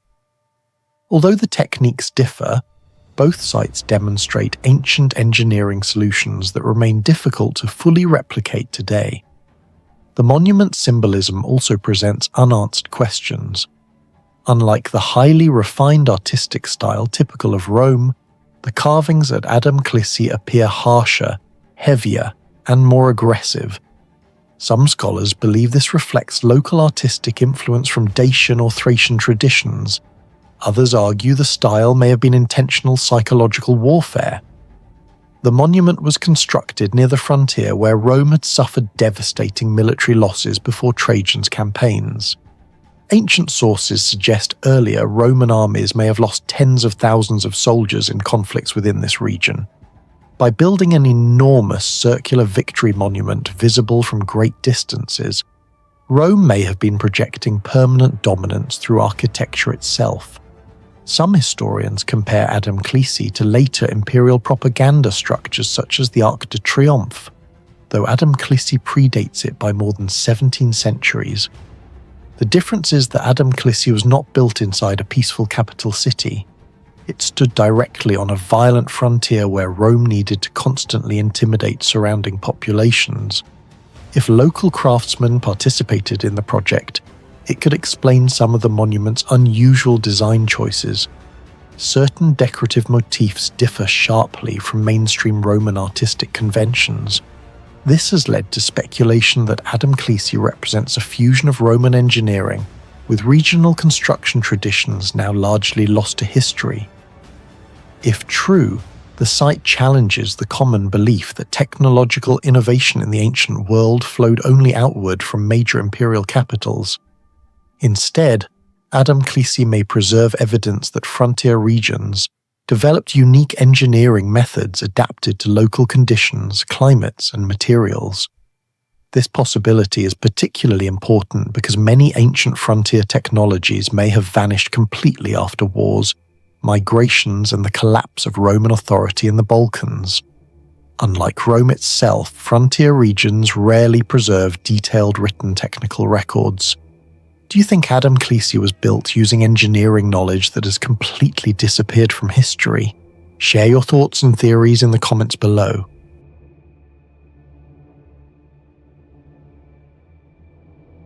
The ancient city of Selj was discovered among the steep cliffs, dense forests, and massive canyons of the Taurus Mountains in southern Turkey, near modern Antalya province. Even today, the region remains difficult to access. Archaeologists believe the city was founded more than 2,000 years ago by the Pisidians, a fiercely independent mountain people later influenced by Greek and Roman culture. But what makes Selj extraordinary is not simply its age, it is the fact that an isolated mountain civilization managed to build a technologically sophisticated city and terrain that should have made large-scale urban construction nearly impossible. Massive stone structures, advanced hydraulic systems, earthquake-resistant engineering, and precision urban planning still survive on the mountain slopes, raising questions about how such engineering feats were achieved with the tools supposedly available at the time. Unlike many famous ancient cities built on plains or near rivers, Selj was constructed at an elevation of roughly 1,250 meters above sea level. The surrounding Taurus region is known for extreme topography, unstable geology, and severe seasonal temperature changes. In winter, temperatures can drop close to freezing, while summer heat can exceed 30 degrees Celsius. Even modern engineers consider mountain infrastructure projects in this region extremely difficult due to erosion, landslides, and water management problems. Yet over 2 millennia ago, Selj not only survived in this environment, but developed into one of the strongest fortified cities in ancient Pisidia. One of the greatest mysteries surrounding Selj is its hydraulic engineering. Ancient cities depended completely on reliable water access, but Selj was built far above major rivers and natural reservoirs. Archaeological surveys have uncovered complex aqueduct remains, stone channels, pressure control systems, and water storage basins carved directly into rock. Researchers discovered that some channels maintained extremely precise gradients over long distances. Modern hydraulic engineers note that even a small error in slope calculation could have caused water stagnation, overflow, or pressure collapse. Yet many sections still demonstrate efficient gravitational flow despite centuries of earthquakes and erosion. The mystery becomes even more striking when compared with Roman hydraulic systems elsewhere. Famous Roman aqueducts like the Pont du Gard in France or the aqueducts of Segovia in Spain were constructed in relatively accessible terrain with large imperial resources. Selj, by contrast, was isolated deep in the mountains. Transporting construction material alone would have been a logistical nightmare. Some archaeologists believe Selj's engineers possessed highly advanced practical knowledge of fluid dynamics and terrain mapping long before such concepts were formally documented in engineering texts. Another unexplained feature is the city's enormous theatre. Built directly into the mountainside, the theatre could hold between 8,000 and 10,000 spectators, an astonishing capacity for a remote mountain settlement. The structure was not simply placed on flat ground. Large portions were carved directly into steep bedrock, while other sections were supported with carefully balanced masonry. The acoustic precision remains remarkable. Even today, sound travels efficiently from the lower stage area to upper seating levels. Acoustic engineers studying ancient theatres often compare Selj's design to the theatres of Epidaurus in Greece, famous for near-perfect sound reflection. But Epidaurus was built in a relatively stable environment with broad open space. Selj's builders achieved similar acoustic performance while working on fractured mountain terrain. The durability of the theatre also presents a mystery. The Taurus Mountains lie in a seismically active region affected by tectonic stress from the Anatolian plate. Many ancient cities in the eastern Mediterranean were devastated repeatedly by earthquakes. Yet large portions of Selju's theatre and public buildings remain standing. Some structural engineers have observed that the city's stone blocks appear intentionally arranged to allow slight movement during seismic activity rather than rigid resistance. Similar techniques are seen in Inca stonework at sites like Machu Picchu, where flexible masonry helped structures survive earthquakes for centuries. Whether Selj independently developed comparable engineering principles remains unknown. Perhaps the most difficult question involves transportation. Selj contains massive stone walls, columns, temples, and public buildings constructed from blocks weighing several tons. Today, reaching the site requires navigating dangerous mountain roads and steep ravines. Ancient builders lacked modern cranes, engines, or paved transport routes. Historians estimate that moving a single multi-ton limestone block through mountainous terrain would have required enormous labour coordination. Some theories suggest wooden sled systems, rollers, and temporary earth ramps were used. However, many archaeologists argue that certain sections of terrain are too steep for these methods to function effectively at large scale. This logistical puzzle becomes more severe when examining the city's defensive architecture. Selju's fortifications were integrated directly into cliff edges and elevated rock formations, creating a nearly impregnable mountain fortress. Ancient historians, including Polybius, described Pisidian mountain cities as notoriously difficult for invading armies to conquer. But constructing defensive walls on irregular mountain surfaces required highly accurate surveying and structural planning. Modern drone mapping has revealed that many of Selju's major structures maintain surprisingly consistent alignment, despite the chaotic natural terrain. This suggests the builders possess sophisticated geometric surveying methods that are still poorly understood. The city's agricultural survival is another technological mystery. Maintaining a large population at high altitude required stable food production despite limited flat land.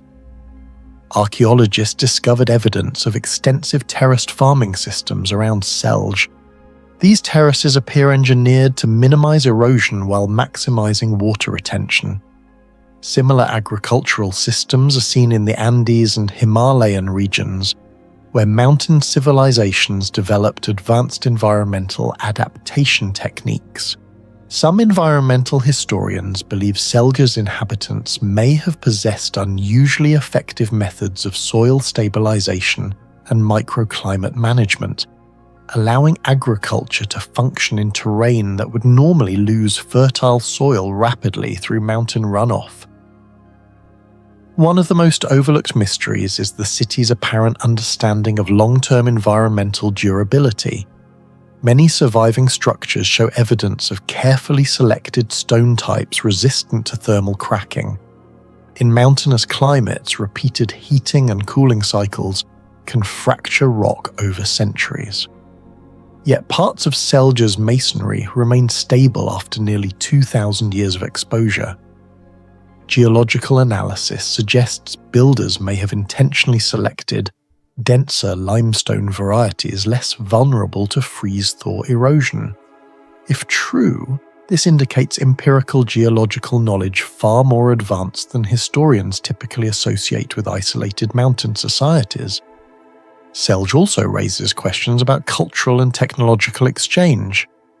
The city existed between Greek, Roman, and indigenous Pisidian influences, yet some of its engineering solutions appear uniquely adapted to local conditions rather than directly copied from major imperial centers.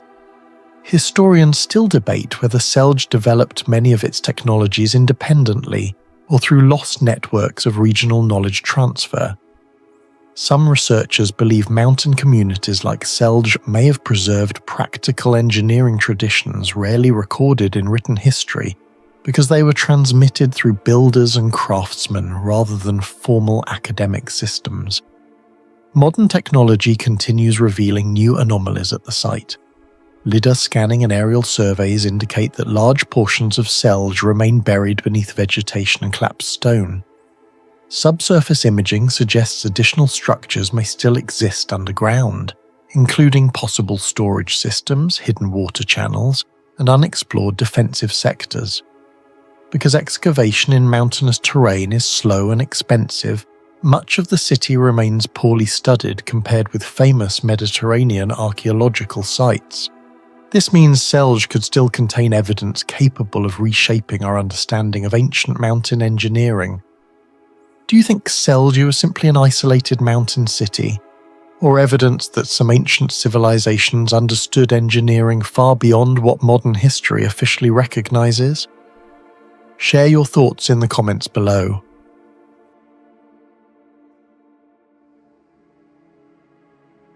The ruins of Thulamela sat untouched for centuries among the granite hills of northeastern South Africa's Kruger National Park.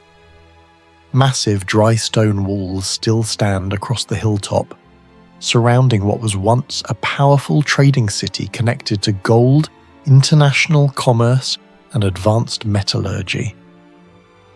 What makes Thulamela disturbing is not simply its age, but the fact that many of its engineering methods still cannot be fully explained.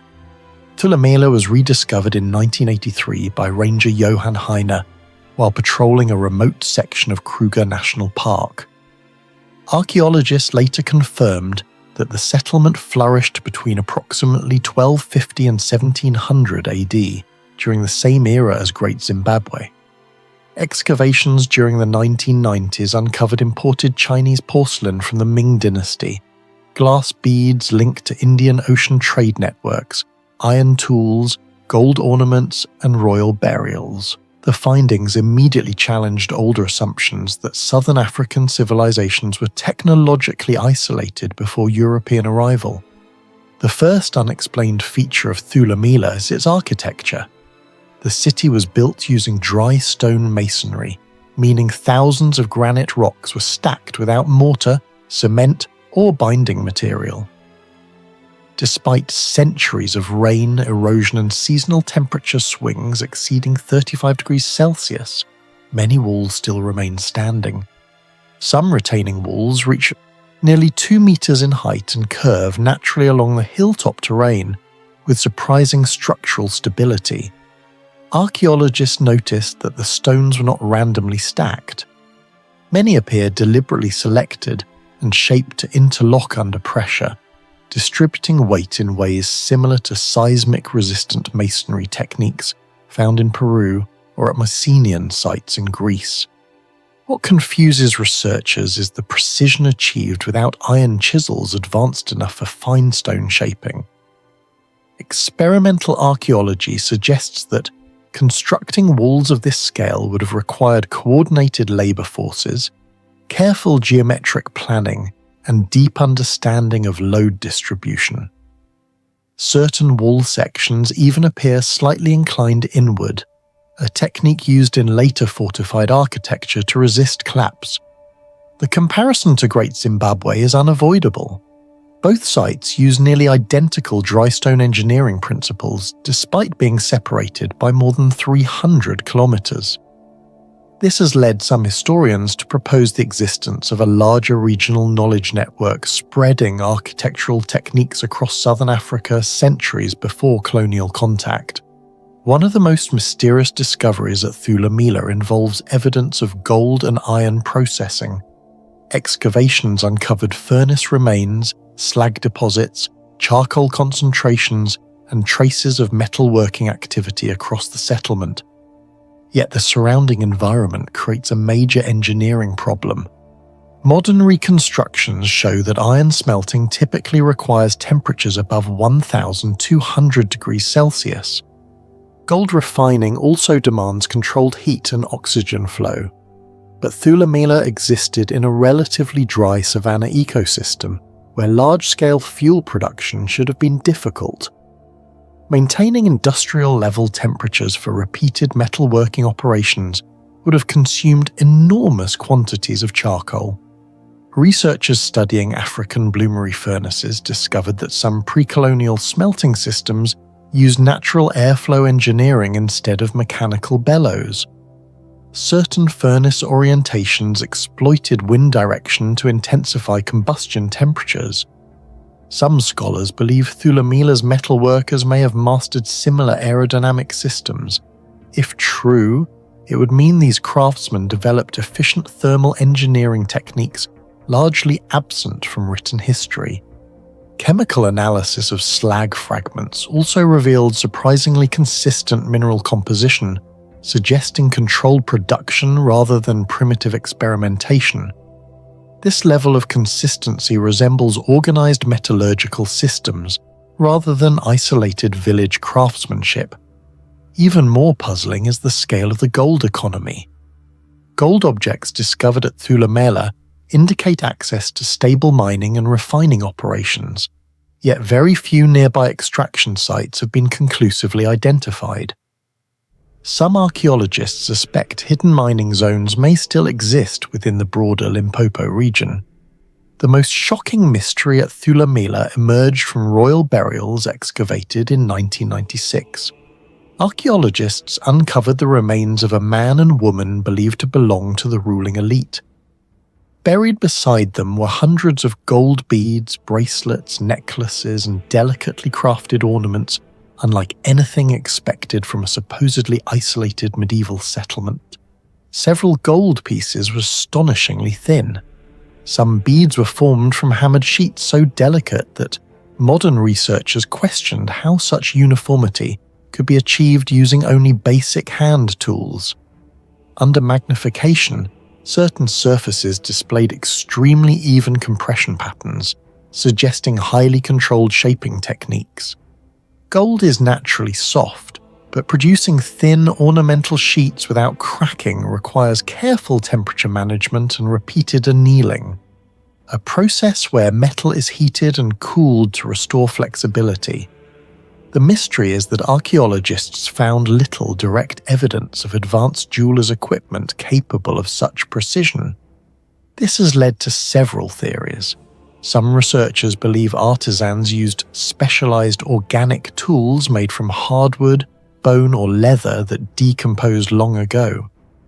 Others suspect lost thermal treatment methods allowed repeated reshaping without damaging the metal. There are even debates about whether regional goldsmiths passed knowledge through tightly controlled guild systems, similar to those seen in medieval Asia and the Middle East. The craftsmanship becomes even more extraordinary when compared to contemporary European jewellery from the same period. While medieval European goldwork often relied heavily on moulds and casting, many Thulamela artifacts appear manually hammered and polished with remarkable consistency. The precision suggests generations of accumulated metallurgical knowledge rather than occasional decorative work. What disturbs historians most is that this entire technological tradition nearly vanished from recorded history. Unlike Egypt, Rome, or China, Southern African metallurgy was poorly documented by outsiders before colonial expansion. Entire engineering systems may have disappeared before they were ever properly studied. Another unresolved mystery is how Thulamela sustained a large population on a rocky hilltop in a region prone to seasonal droughts. Archaeological evidence suggests the settlement supported elite structures, trade activity, metalworking zones, and permanent occupation for centuries. Yet no major river runs directly through the site. Some researchers believe the inhabitants engineered rainwater harvesting systems using natural granite depressions and hidden runoff channels carved into the rock.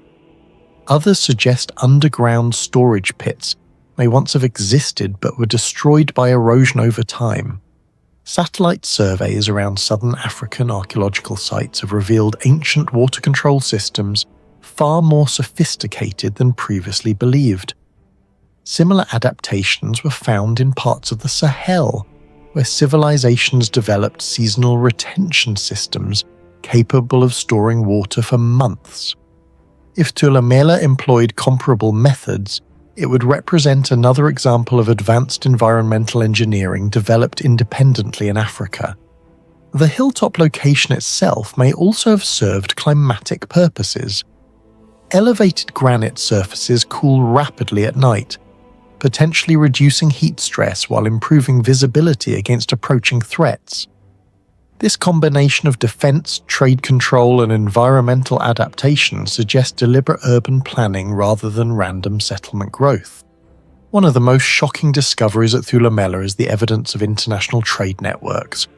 Archaeologists found glass beads from India and Persia, along with Ming Dynasty Chinese ceramics, proving that Thulamela was connected to Indian Ocean trade routes centuries before Europeans moved deep into the region. These trade routes may have linked Thulamela to coastal ports near present-day Mozambique through Swahili merchants.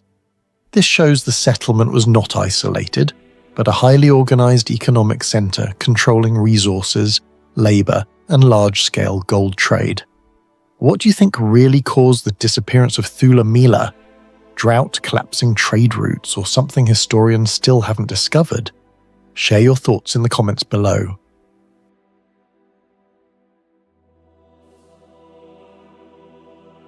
In Egypt's western desert, nearly 200 kilometers west of the Nile, Bagawat necropolis rises from the sand like a city that should not still exist. More than 260 mud brick tombs and domed chapels have survived here for over 1,500 years under one of the harshest climates on Earth. No massive stone blocks, no marble, no concrete, just mud, straw, and ancient engineering that modern researchers still struggle to fully explain.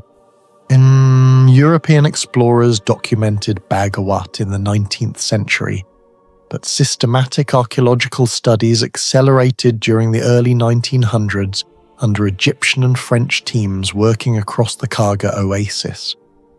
What shocked researchers was not treasure, but preservation. Entire domes, painted chapels, ventilation systems, and structural layouts remained standing despite centuries of desert heat, sandstorms, and thermal stress. Bagawat dates mainly between the 3rd and 7th centuries AD during the Roman and Byzantine periods of Egypt. The necropolis became one of the earliest Christian burial centers in North Africa, yet its greatest mystery is engineering rather than religion. At first glance, the structures appear simple. Most tombs are made from sun-dried mud bricks mixed with straw and desert clay. In modern construction, materials like these degrade rapidly. Even modern adobe structures often require constant maintenance within decades. Yet many Bagawat domes remain standing after 15 centuries. The environment should have destroyed them long ago. Summer temperatures in the Karga oasis frequently exceed 40 degrees Celsius, while desert nights can become dramatically cooler. This continuous thermal expansion and contraction normally fractures porous materials over time, while wind-driven sand slowly erodes exposed surfaces like industrial sandpaper. Compared to many Roman-era stone structures near the Mediterranean coast that suffered severe collapse from moisture and salt crystallization, some Bagawat tombs preserve their original geometry astonishingly well. Researchers studying earthen architecture observed that several vaults at Bagawat still maintain stable load distribution despite obvious material aging. This raises a disturbing possibility. Ancient builders may have understood structural behavior far better than historians once believed.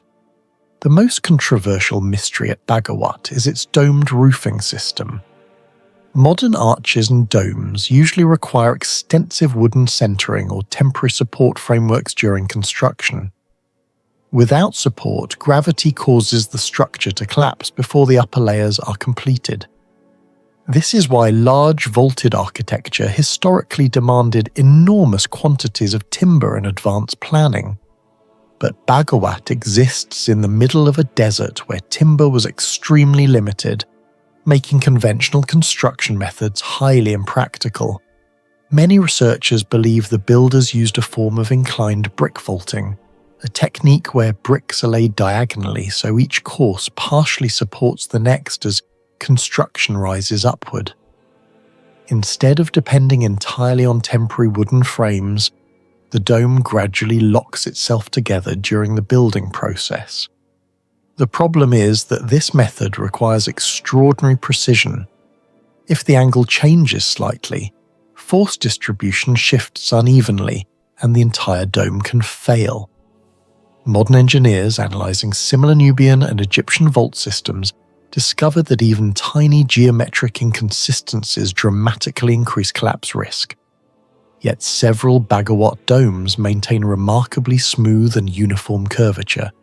Some archaeological surveys documented alignment deviations measuring only a few millimeters across long brick rows. Achieving that level of consistency with primitive tools, handmade mud bricks, and no modern measurement systems is astonishing.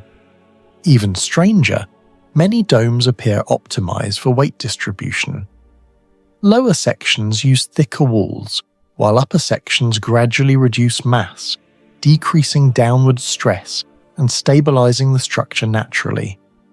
This mirrors principles later formalized in structural engineering mathematics centuries afterward. Some engineers compare the Bagawat domes to the self-supporting Nubian vault systems, rediscovered during the 20th century by Egyptian architect Hassan Fathi. But even Fathi acknowledged that such systems demanded highly specialized craftsmen and deep understanding of load mechanics. The real mystery is not simply that Bagawat builders created domes. The mystery is that they created them repeatedly, consistently, and in isolation, using fragile materials in one of the harshest environments on Earth with almost no margin for error. Mud brick sounds primitive, but the bricks at Bagawat behave differently from ordinary adobe. Laboratory studies on ancient Egyptian mud bricks from Western desert sites revealed unusually dense internal bonding between clay particles and organic fibers. Tiny straw fragments embedded inside the material function almost like microscopic reinforcement rods, helping prevent crack propagation throughout the structure. Some samples also reveal carefully balanced ratios of fine sand, clay, and evaporate minerals naturally present in oasis environments. These minerals may have improved hardness and resistance to moisture fluctuation. What confuses researchers most is durability.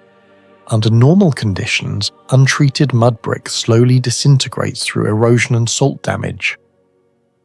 Yet some Bagawat walls remained structurally intact longer than certain medieval European stone buildings.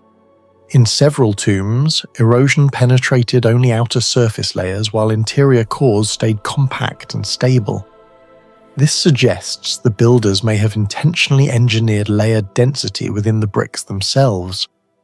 Modern conservationists attempting to reproduce similar materials often fail to match the same long-term resistance under comparable environmental simulations.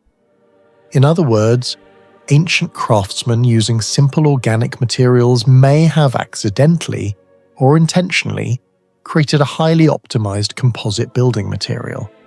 Another unexplained feature is thermal regulation. Many Bagawat tomb interiors remain noticeably cooler than the surrounding desert environment, especially during peak daytime heat, when outside temperatures become extreme. The structures appear designed to manipulate airflow naturally through architectural geometry rather than mechanical systems. Narrow entrances reduce direct heat penetration, curved ceilings encourage rising hot air circulation, and thick mud brick walls act as thermal mass, absorbing heat slowly during the day before releasing it gradually at night. Today, architects call this passive cooling, yet Bagawat builders implemented similar principles more than 1,000 years before modern climate engineering existed. Some researchers compare these airflow behaviors to Persian Badgir wind catchers or ancient Yakhchal cooling systems. While Bagawat lacks the towering ventilation shafts seen in Persian architecture, the underlying thermal logic appears surprisingly advanced. This may explain why delicate wall paintings survived for centuries despite brutal desert conditions. Without temperature stabilization, pigments and organic binders would likely have deteriorated far faster. Among Bagawat's most famous structures is the Chapel of Exodus, containing some of the oldest surviving Christian paintings in Egypt. The artwork depicts biblical scenes including Moses, Noah, and various saints painted directly onto mud-plastered walls. The survival of these pigments creates another scientific mystery. Ancient paint normally suffers oxidation, ultraviolet degradation, and mineral separation over time. Desert environments are especially destructive because extreme heat accelerates chemical breakdown. Yet traces of red, yellow, black, and ochre pigments remain visible after roughly 1,400 years. Analysis suggests some pigments were derived from iron oxides and mineral compounds naturally resistant to fading, but durability alone does not explain everything. Researchers suspect unknown organic binding agents may have chemically stabilized the paint layers. Several restoration teams observed that some surviving sections bonded unusually deeply into the plaster surface rather than merely coating it externally. Even modern conservation science struggles to fully replicate the same aging behavior under laboratory conditions. Bagawat Necropolis also raises major logistical mysteries. Building more than 260 tombs deep inside Egypt's western desert required water, food, clay extraction, transportation systems, and a stable workforce far from the Nile Valley. Archaeologists believe Karga Oasis was once connected to Roman trade routes crossing North Africa, supported by long desert roads and fortified supply stations. Still, many questions remain unanswered. How were heavy materials transported across shifting desert terrain? How did workers maintain massive brick production under extreme heat? And why build such a large necropolis so far from Egypt's major cities? The answers may still be buried beneath the desert sands. What do you think made Bagawat's ancient mud brick technology so durable for more than 1,500 years? Was it lost engineering knowledge, environmental adaptation, or something we still don't fully understand? Share your thoughts in the comments below.